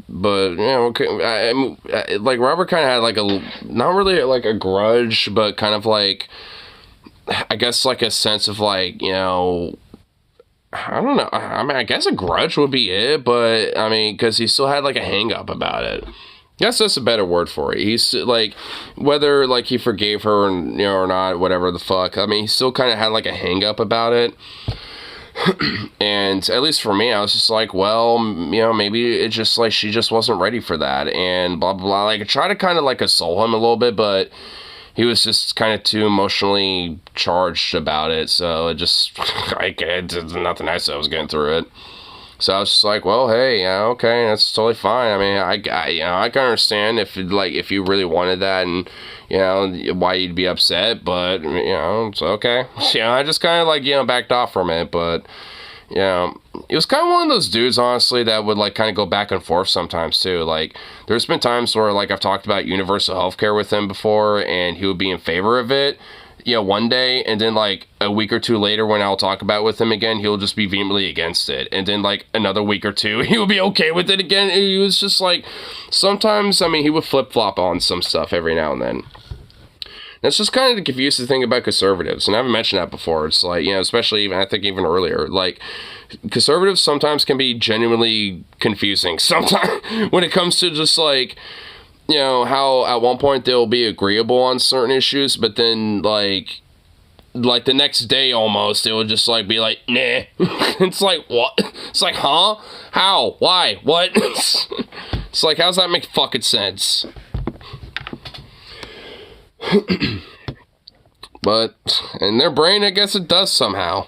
I think people think polar bears are dangerous. Blackie's dream is to become a Chicago Bears mascot for NFL. Blackie, I kind of feel like that's a little racist. Is it this bear? Oh shit, dude, this bear's a fucking ninja. What the fuck? Dude, what the fuck, dude? Dude, yo, what the fuckity fuck? Okay.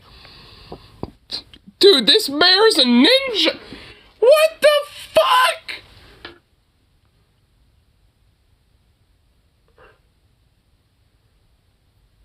I am honestly, genuinely amazed.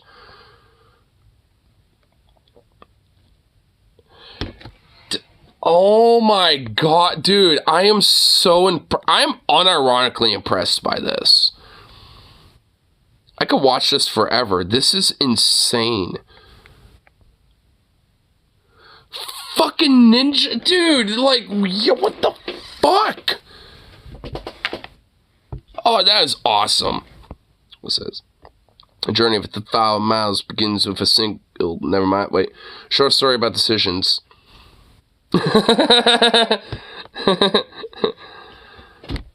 Kitty's just like, hey, let me take a step outside. Nope.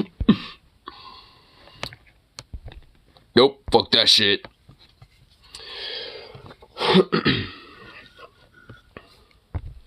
Israel's genocide don't actually view Palestinians as human beings. So if you think about it from their perspective, how can Israel be guilty of a genocide if their targets aren't actual human beings? These are animals. I mean, this is what Israel has reiterated time and again. Clipped.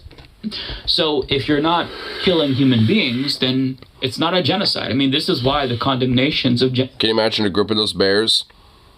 They would just conquer the world. Dude, like, is humanity, like, on its way out, and basically, like, the rest of the, like, animal kingdom is just, like, slowly but surely, like, rising up, and, like, kind of, like, raising their intelligence levels, and, like,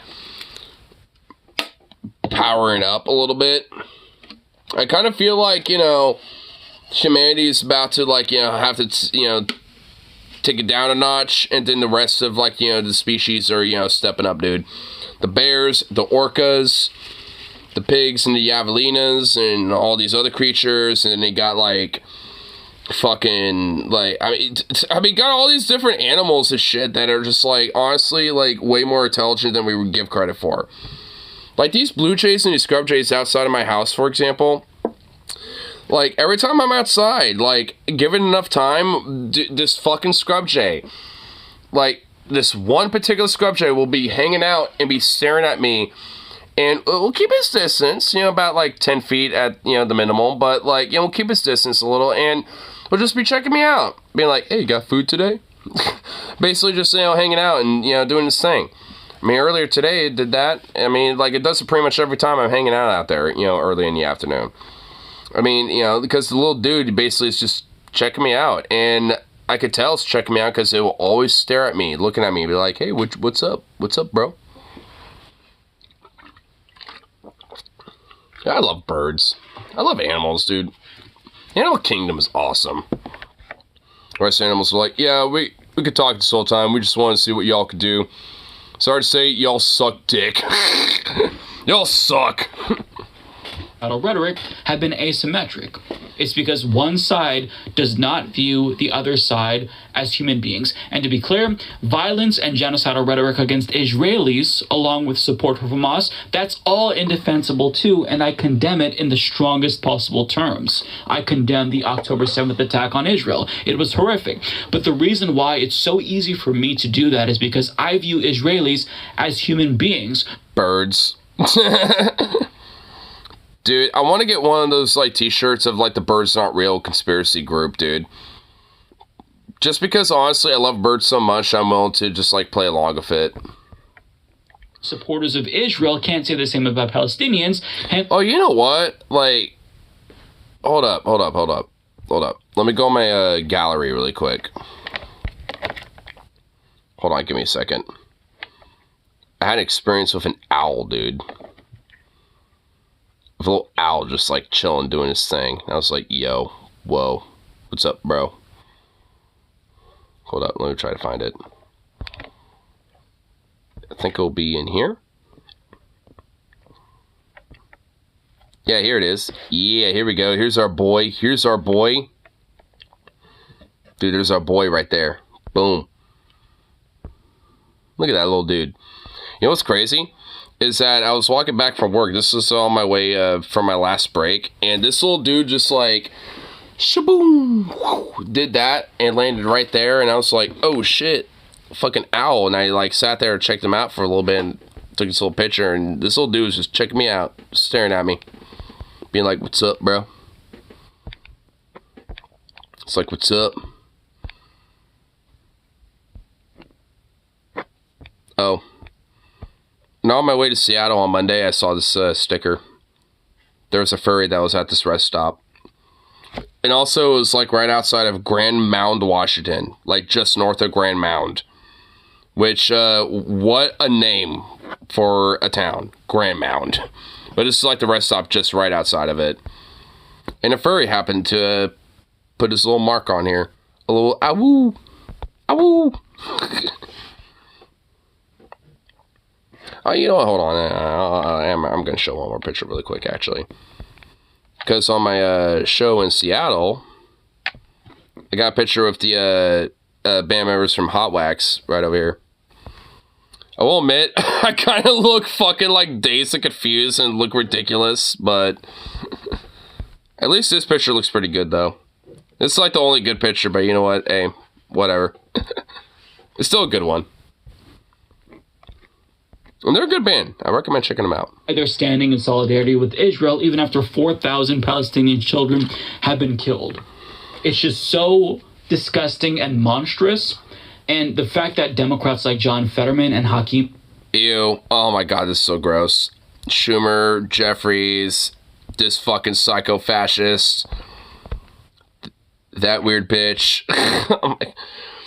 Oh my god, this looks like some like 1930s like Madison Square Garden era like looking shit right here, dude. Like, ew. We're aligning with Mike Johnson and Marjorie Greene in solidarity of supporting Israel. Kind of tells you everything you need to know about the moral bankruptcy of this movement. But getting back to Marjorie Greene and the country, she couldn't respond to Yousef's double standard because she had no response. Instead, she decided to change the subject and talk about January 6th rioters. Now, that was a very bad idea, as you're going to see, because Piers Morgan anticipated this and challenged her on that as well. And after she... So sure, we're going back right into the frying pan. Oh, God. She decided to switch back to the subject of Israel again. We can't allow this just to be gone, you know, just to let it go. You can't allow it. We just can't allow this shit to be gone. We just can't allow it.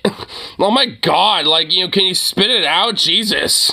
Just transfer power peacefully like Joe Biden wants and allow him to become our president because he did not win this election. It's being stolen and the evidence is there. So there can be no peaceful transfer of power. So what's the opposite of peace? That's why we objected, Piers. That's why we objected. And that's why, Marjorie, a gigantic privilege that I have as a member of Congress. Okay, let me make my point. There was a law firm that tried to take me off the ballot, and they were laughed out of the courtroom in Georgia. Make my point. And you were giving their talking points. I can't tell you how much people in Georgia would think. Let me give you my talking point. Well, considering we have one right here, a friend of the show, like right in the chat right now, I don't know. Maybe they would have to digress and say, you know, I say otherwise. But that's just my, you know, well, their opinion and mine as well. But, like, and also, like, I mean, I don't know. The fact that you're just, like, a ridiculous chucklefuck freak and, like, you got nothing to say and are deflecting endlessly over this means that, like, you're just, like, this isn't about, like, some talking point bullshit. Like, I mean, you have a literal mob of fucking terrorist fucking insurrectionists, you know, like, you know, storm that fucking place and shit.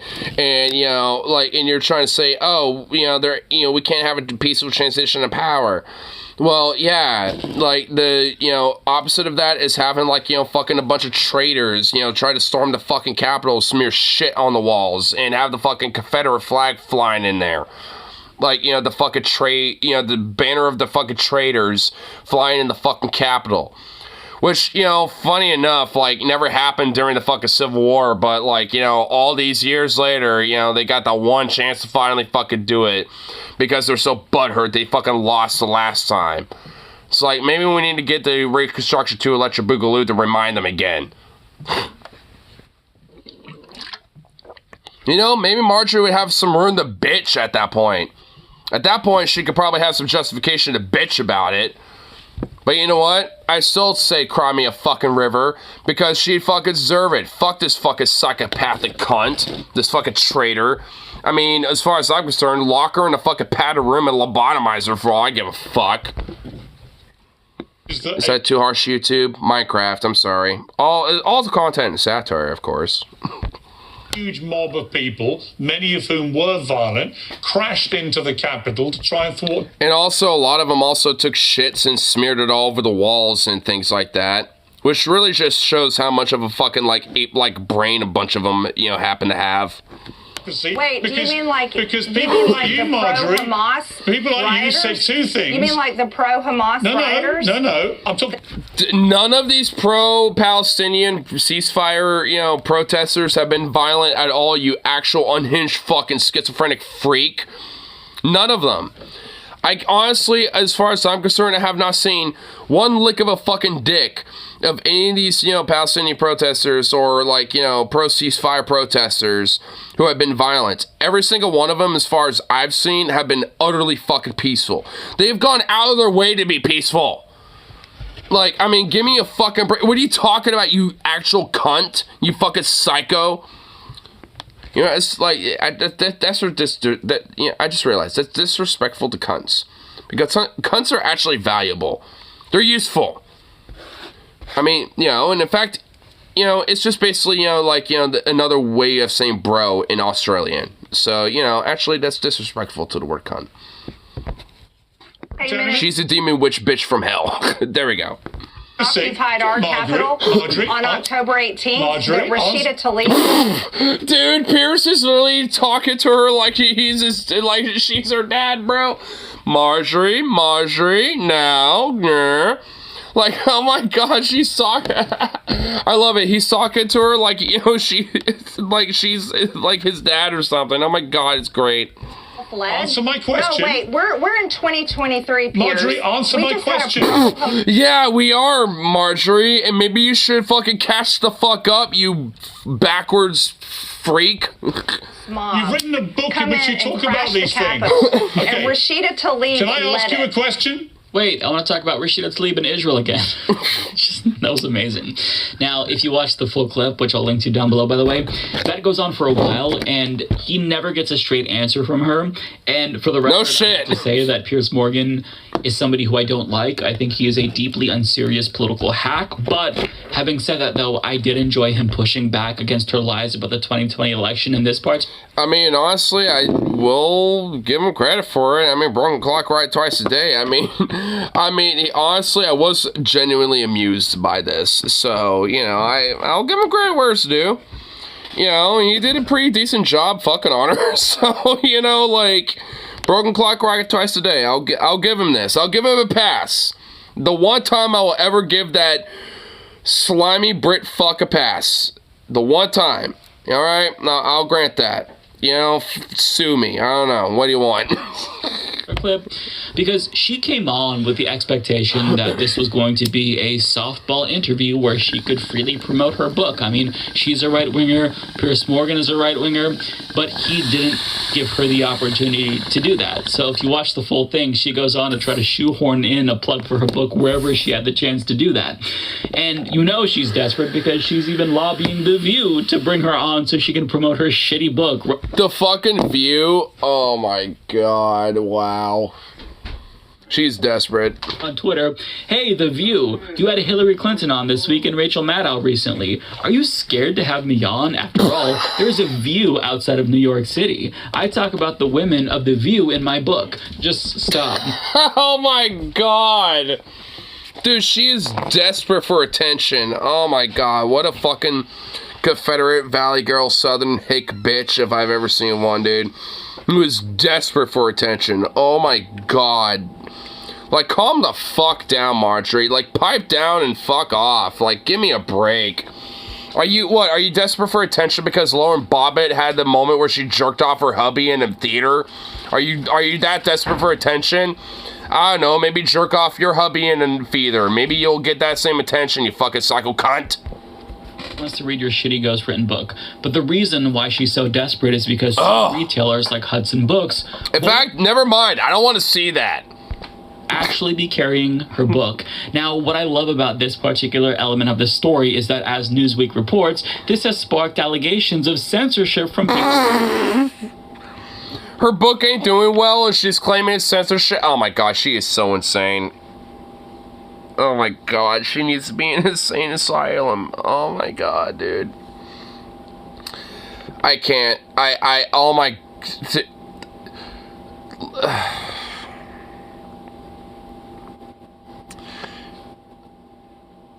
I just thought of something. DFFI is doing a Bill Maher gauntlet. You want to know what would be true hell? Marjorie Taylor Greene gauntlet. 6 hours of this fucking bitch. 6 hours of this psycho, dude. Do you think they could handle it? Do you think that would probably be like the worst, best gauntlet in the world? Like, oh my god. I would break. I think I would actually break and die. I think, honestly, unironically, I would probably break and my brain would melt to the point where I would just, like, become a vegetable, forget how to breathe, and die. Like, I think that's what would happen. Like, I think that I would be destroyed. I mean, what was the worst one? Like, I'm trying to think. I think it would be, like, what? For me, I think it was the, what was it? It wasn't the fucking Ben Shapiro gauntlet. That wasn't really that bad, actually. It wasn't the Andrew Tate gauntlet. That was bad. But, what was it? Jordan Peterson gauntlet. That was terrible. There was the Weeaboo one. That was more amusing than anything. The furry one was pretty funny because, I mean, I was able to play around with that and have fun with it. That was entertaining. What was the worst one? What was it again? Oh my god, I'm forgetting. I think I've blanked it out of my memory. Oh, I think it happened. Yeah, I think it just like oh, I think it was the PragerU one. That was it. I think it was that. Oh, fuck. Yeah, I think that was it. Oh, now I'm thinking about... Oh, yeah, that's it. Yeah, that was the one. That was the worst one. Honestly, like, a Marjorie Taylor Greene 6 hour... That would be the worst. That would actually unironically be the worst fucking gauntlet that would happen. It would break them within an hour. I bet, like... Teacher would be broken within the first hour. Paul would be broken about like 20-30 minutes afterwards, if not around the same time. Scotty would probably be hanging out the longest, about like halfway through, about the 3 hour mark. I mean, he would probably eventually break and say fuck it. Like, they would break pretty quick. Like, they would break so fucking quick. Holy shit. You know what? I'm gonna push for it. We're pushing for this shit. I pissed blood the other day, and I'm 80% sure it would be less painful to get in a BJ from her. Dude, for real, dude. Honestly, no shit. Trump Jr. And I just love this so much because the pro-book banning party is now crying censorship because retailers won't carry their books. But I mean, I thought that you said banning books was good. What if these retailers were worried that her book would groom children? Have you ever thought about that, Republicans? Of course not. Clowns.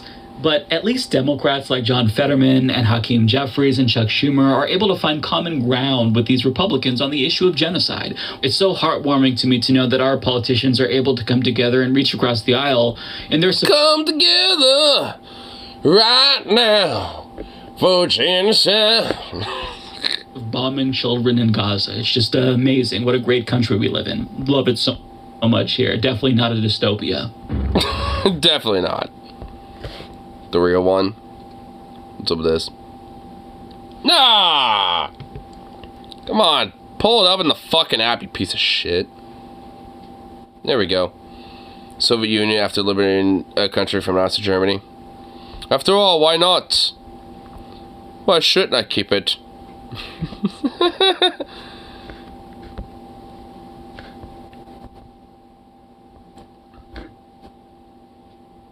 What about this?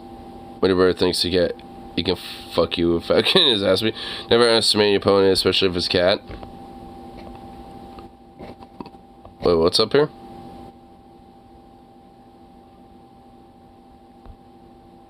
Oh shit! A bird just like, yo, what's up, bitch? And this cat was like, fuck you, bitch. Oh shit! Damn! That was supposed to be what popped up in the Reddit link. Oh, wait, what? It wasn't? Well, I don't know. I can't help you with that. I unfortunately cannot help you with that one, guy. So. What sense a writer is right now? Yeah. Oh, did you pull it up? Pull up the goat. Birds aren't real. A bird ain't real. A parrot was trained by drug dealers to alert them if police presence is refusing to speak after being detained. Come on, stronger. Dude, this bird is a G, dude. Dude, this bird is fucking awesome. Giving this bird some love. Squawk. It ain't no snitch. Got overshadowed by Martian that time. You know, Chappie actually isn't, you know, a bad movie. I kind of like that movie. I mean, it's not like the greatest movie, but it's not like bad at all. Like, you know, it's like upper mid. It's a decent movie. It is a little underrated, honestly. I'll admit, it kind of gets a little silly near the end of the film, but I don't know. I mean, it's not a bad movie. I like it. Squawk. Hey, Camp. Right. Hey, Camp. Right. Fuck cops. Well, fuck you, Pink. Oh my god, dude, I love it. Man, that's one of the rare ones. One of the rare, you know, fucking like parrots that one of the rare animals that are on your side. You have to, you know, at least, you know, grant them for that.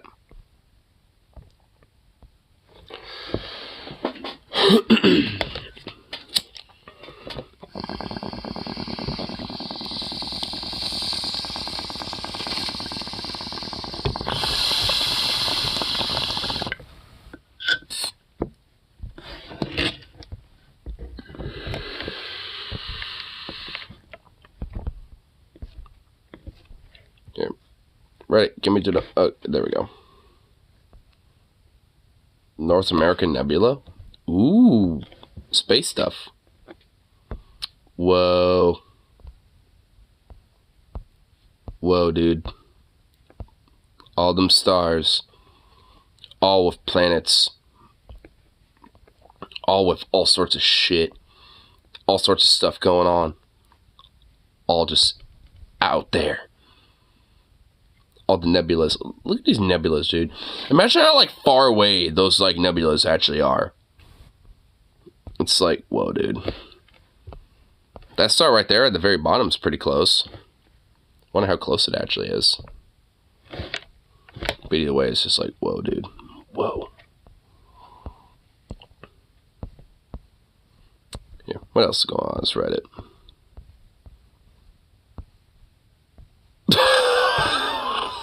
What is this? Hold on. You're being landphobic? What's going on here? What's happening here? Landphobia, the hate, or dislike, or prejudice against people of land. Huh? It's becoming a widespread problem throughout the world. One that the media has failed to pick up on due to... Due to this, many people are committing landphobic hate crime. Pole, person of land. Is this just like landlord cope? I'm set out to educate those unknowingly oppressing pole across the globe. Oh my god, dude. This has to be a troll, bro. There ain't no fucking way, dude. Below a free grade example, 50% tipping it, 50% not tipping at least 50% on rent. Oh, oh my god, what the fuck? Oh, fuck you, you piece of goddamn parasite. This has to be parody, no way, dude. Not only do you have to pay rent, give, you know, like 50% of that rent on, you know, on top of that as a tip. Tipping a landlord? So tipping is a fantastic way to show appreciation for a person of land. A landlord. Let your landlord a parasitical orifice of land. How about that? We'll let you stay on the property out of goodness of their hearts. Only ask for a small bit of your income in return. The only fair is give a little bit extra for all the hard work they do. Ask for a security deposit back. A concept of returning security deposits is incredibly outdated and inherently landphobic and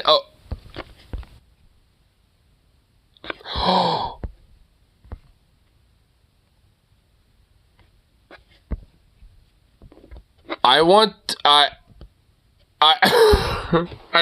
can't actually say what I feel about that. Let's just say that when it comes to landlords, Mao was right. Oh my god. It's that piece of shit. Now I'm becoming a leech. It's true. This has to be satire. Please tell me. Yeah, please. This has to be satire. But then every post there's a centrist or a right wing. Wait, so is this from another... Okay, I don't even know. Whatever. Started as satire, and it was actually really fucking funny. Unfortunately, every time Reddit makes a funny satire sub, it slowly gets taken over people who unironically start believing what the sub is satirizing. Oh, no.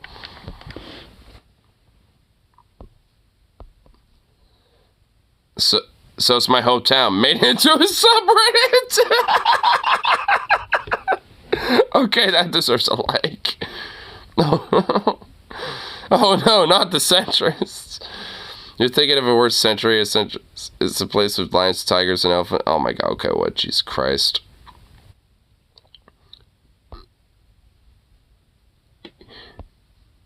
didn't even see a name. Holy shit. Wait. What name? Oh, wait. Oh my god, the person who posted it is that. Wait, Kyle Rittenhouse, 1833.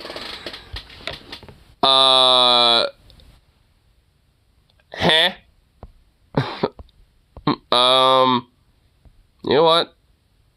Hey, no. I want to click on, yeah. Oh shit, never mind. Oh, whoa, I saw Pepe. Oh, fuck. Oh, yeah. Oh, shit. There was Pepe. Oh, no. Oh, no. Oh, no. Oh, uh-oh. Oh, no. Oh, no. Oh, god damn. Oh, dude, it's a fucking Pepe troll, fucking weird 8chan dork ball. Oh, no. Oh. Oh, no. Oof. Oh, what a oof.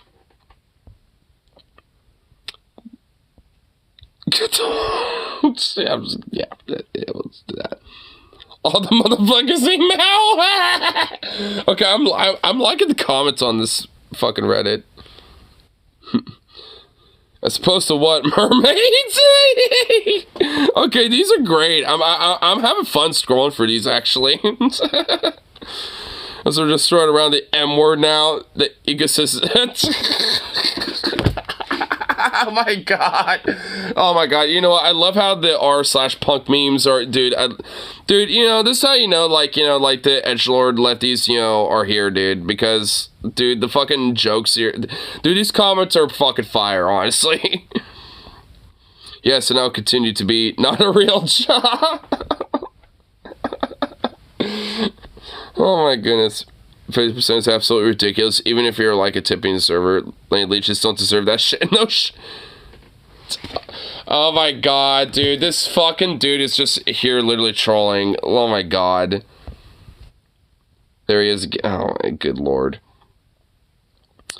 I hope to god this is some form of satire. You know, I'm honestly starting to think it is. I feel like this guy is literally a troll, and he made this as a troll.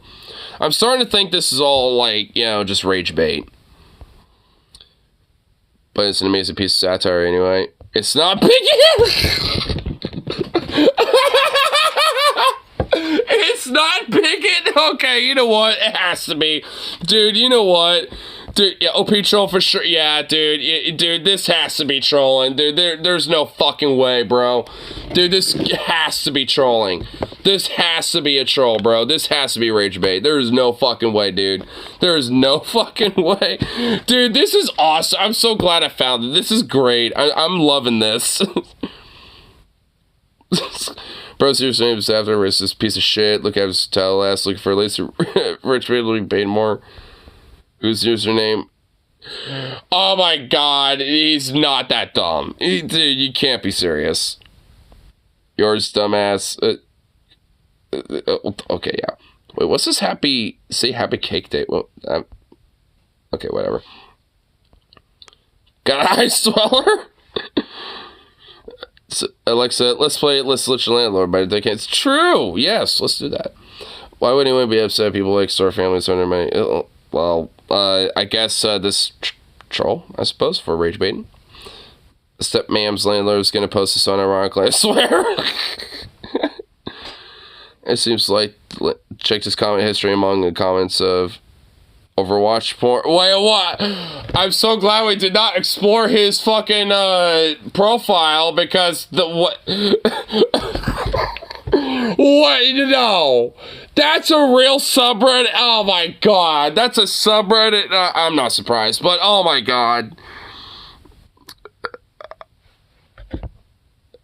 Dude, my buddy gave me that shit game alive. Dude, this guy has to be trolling. I mean, Jesus Christ. What? r/shit posting Gen Z, they're a troll and you shouldn't give them attention. Also, the username should say something about them. Cake date's the anniversary of when you joined Reddit. Oh, okay. You're goddamn awful. You're goddamn right. I'm landlord phobic. How can he be punked? Oh my god, no! Dude, this guy's rage baiting so hard. What? Motherfucker talking about status quo. What says fucking quo is not Atlanta owner's fault. Price is so high as fucking. Bruh. Bruh. The French were punk when they put out the list.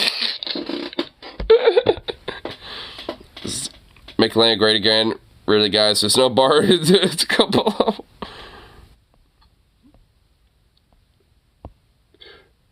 I literally require this to be satire. I literally require this to be satire. Holy shit.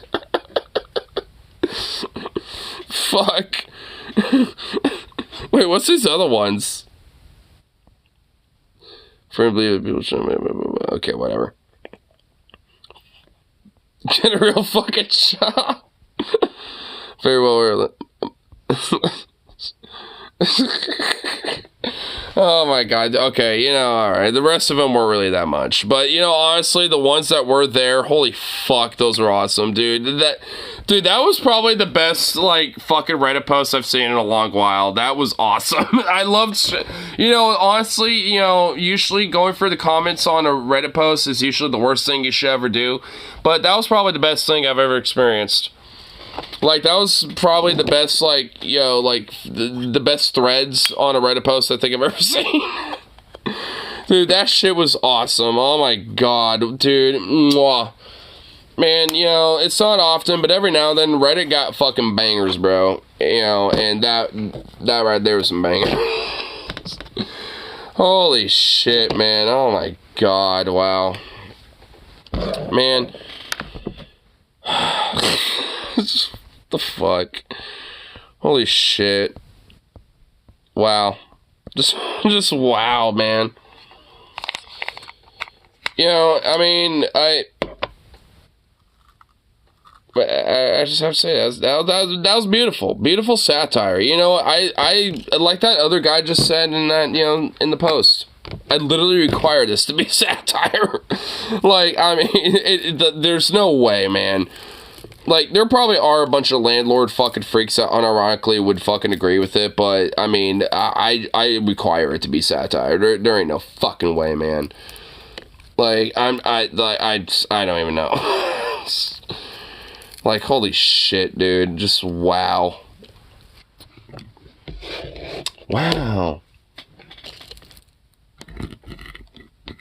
One of these days I need to get a soundboard in. One of them will definitely be an Owen Wilson wow. I just need to find the best wow, though. Wow. Ah, this fucking mayo, I tell ya. Get this last little bit of this weed ground up and smoke a bowl and get myself some food and call good and all that shit. And get my doggo a little bath. So then tomorrow he can be nice and freshened up for, you know, going to the karaoke bar. Hopefully Streamlabs won't be dumb, you know, while, you know, try to stream over there. Because if so, that's going to be really annoying. I'm thinking, yeah, it's at least a preemptive, you know, set list idea. I think I'm definitely going to do at least, you know, 1 or 2 Royal Blood songs. Ones I haven't done yet. I definitely think, I think I have a few ideas.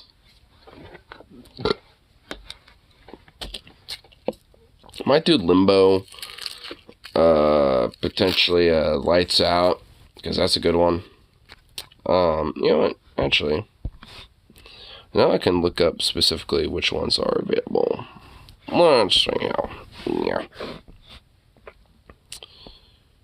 Figure It Out. Oh, that's a good one. I think I saw Loose Change too. Wasn't that one on here? It's Out of Black. I definitely want to try that. So I'll do my hands on that.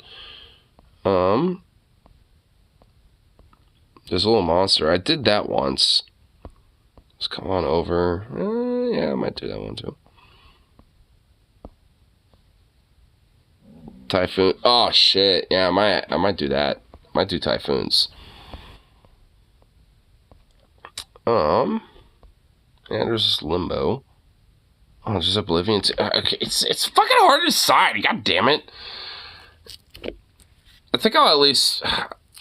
I'll do Oblivion and Typhoons. I'll at least keep it at that.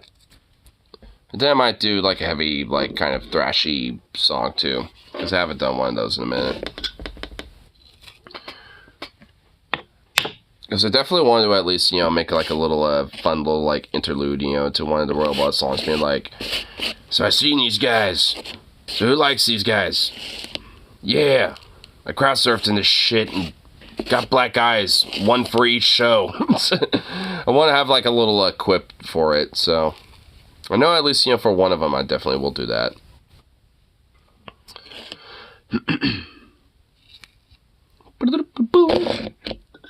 Boom.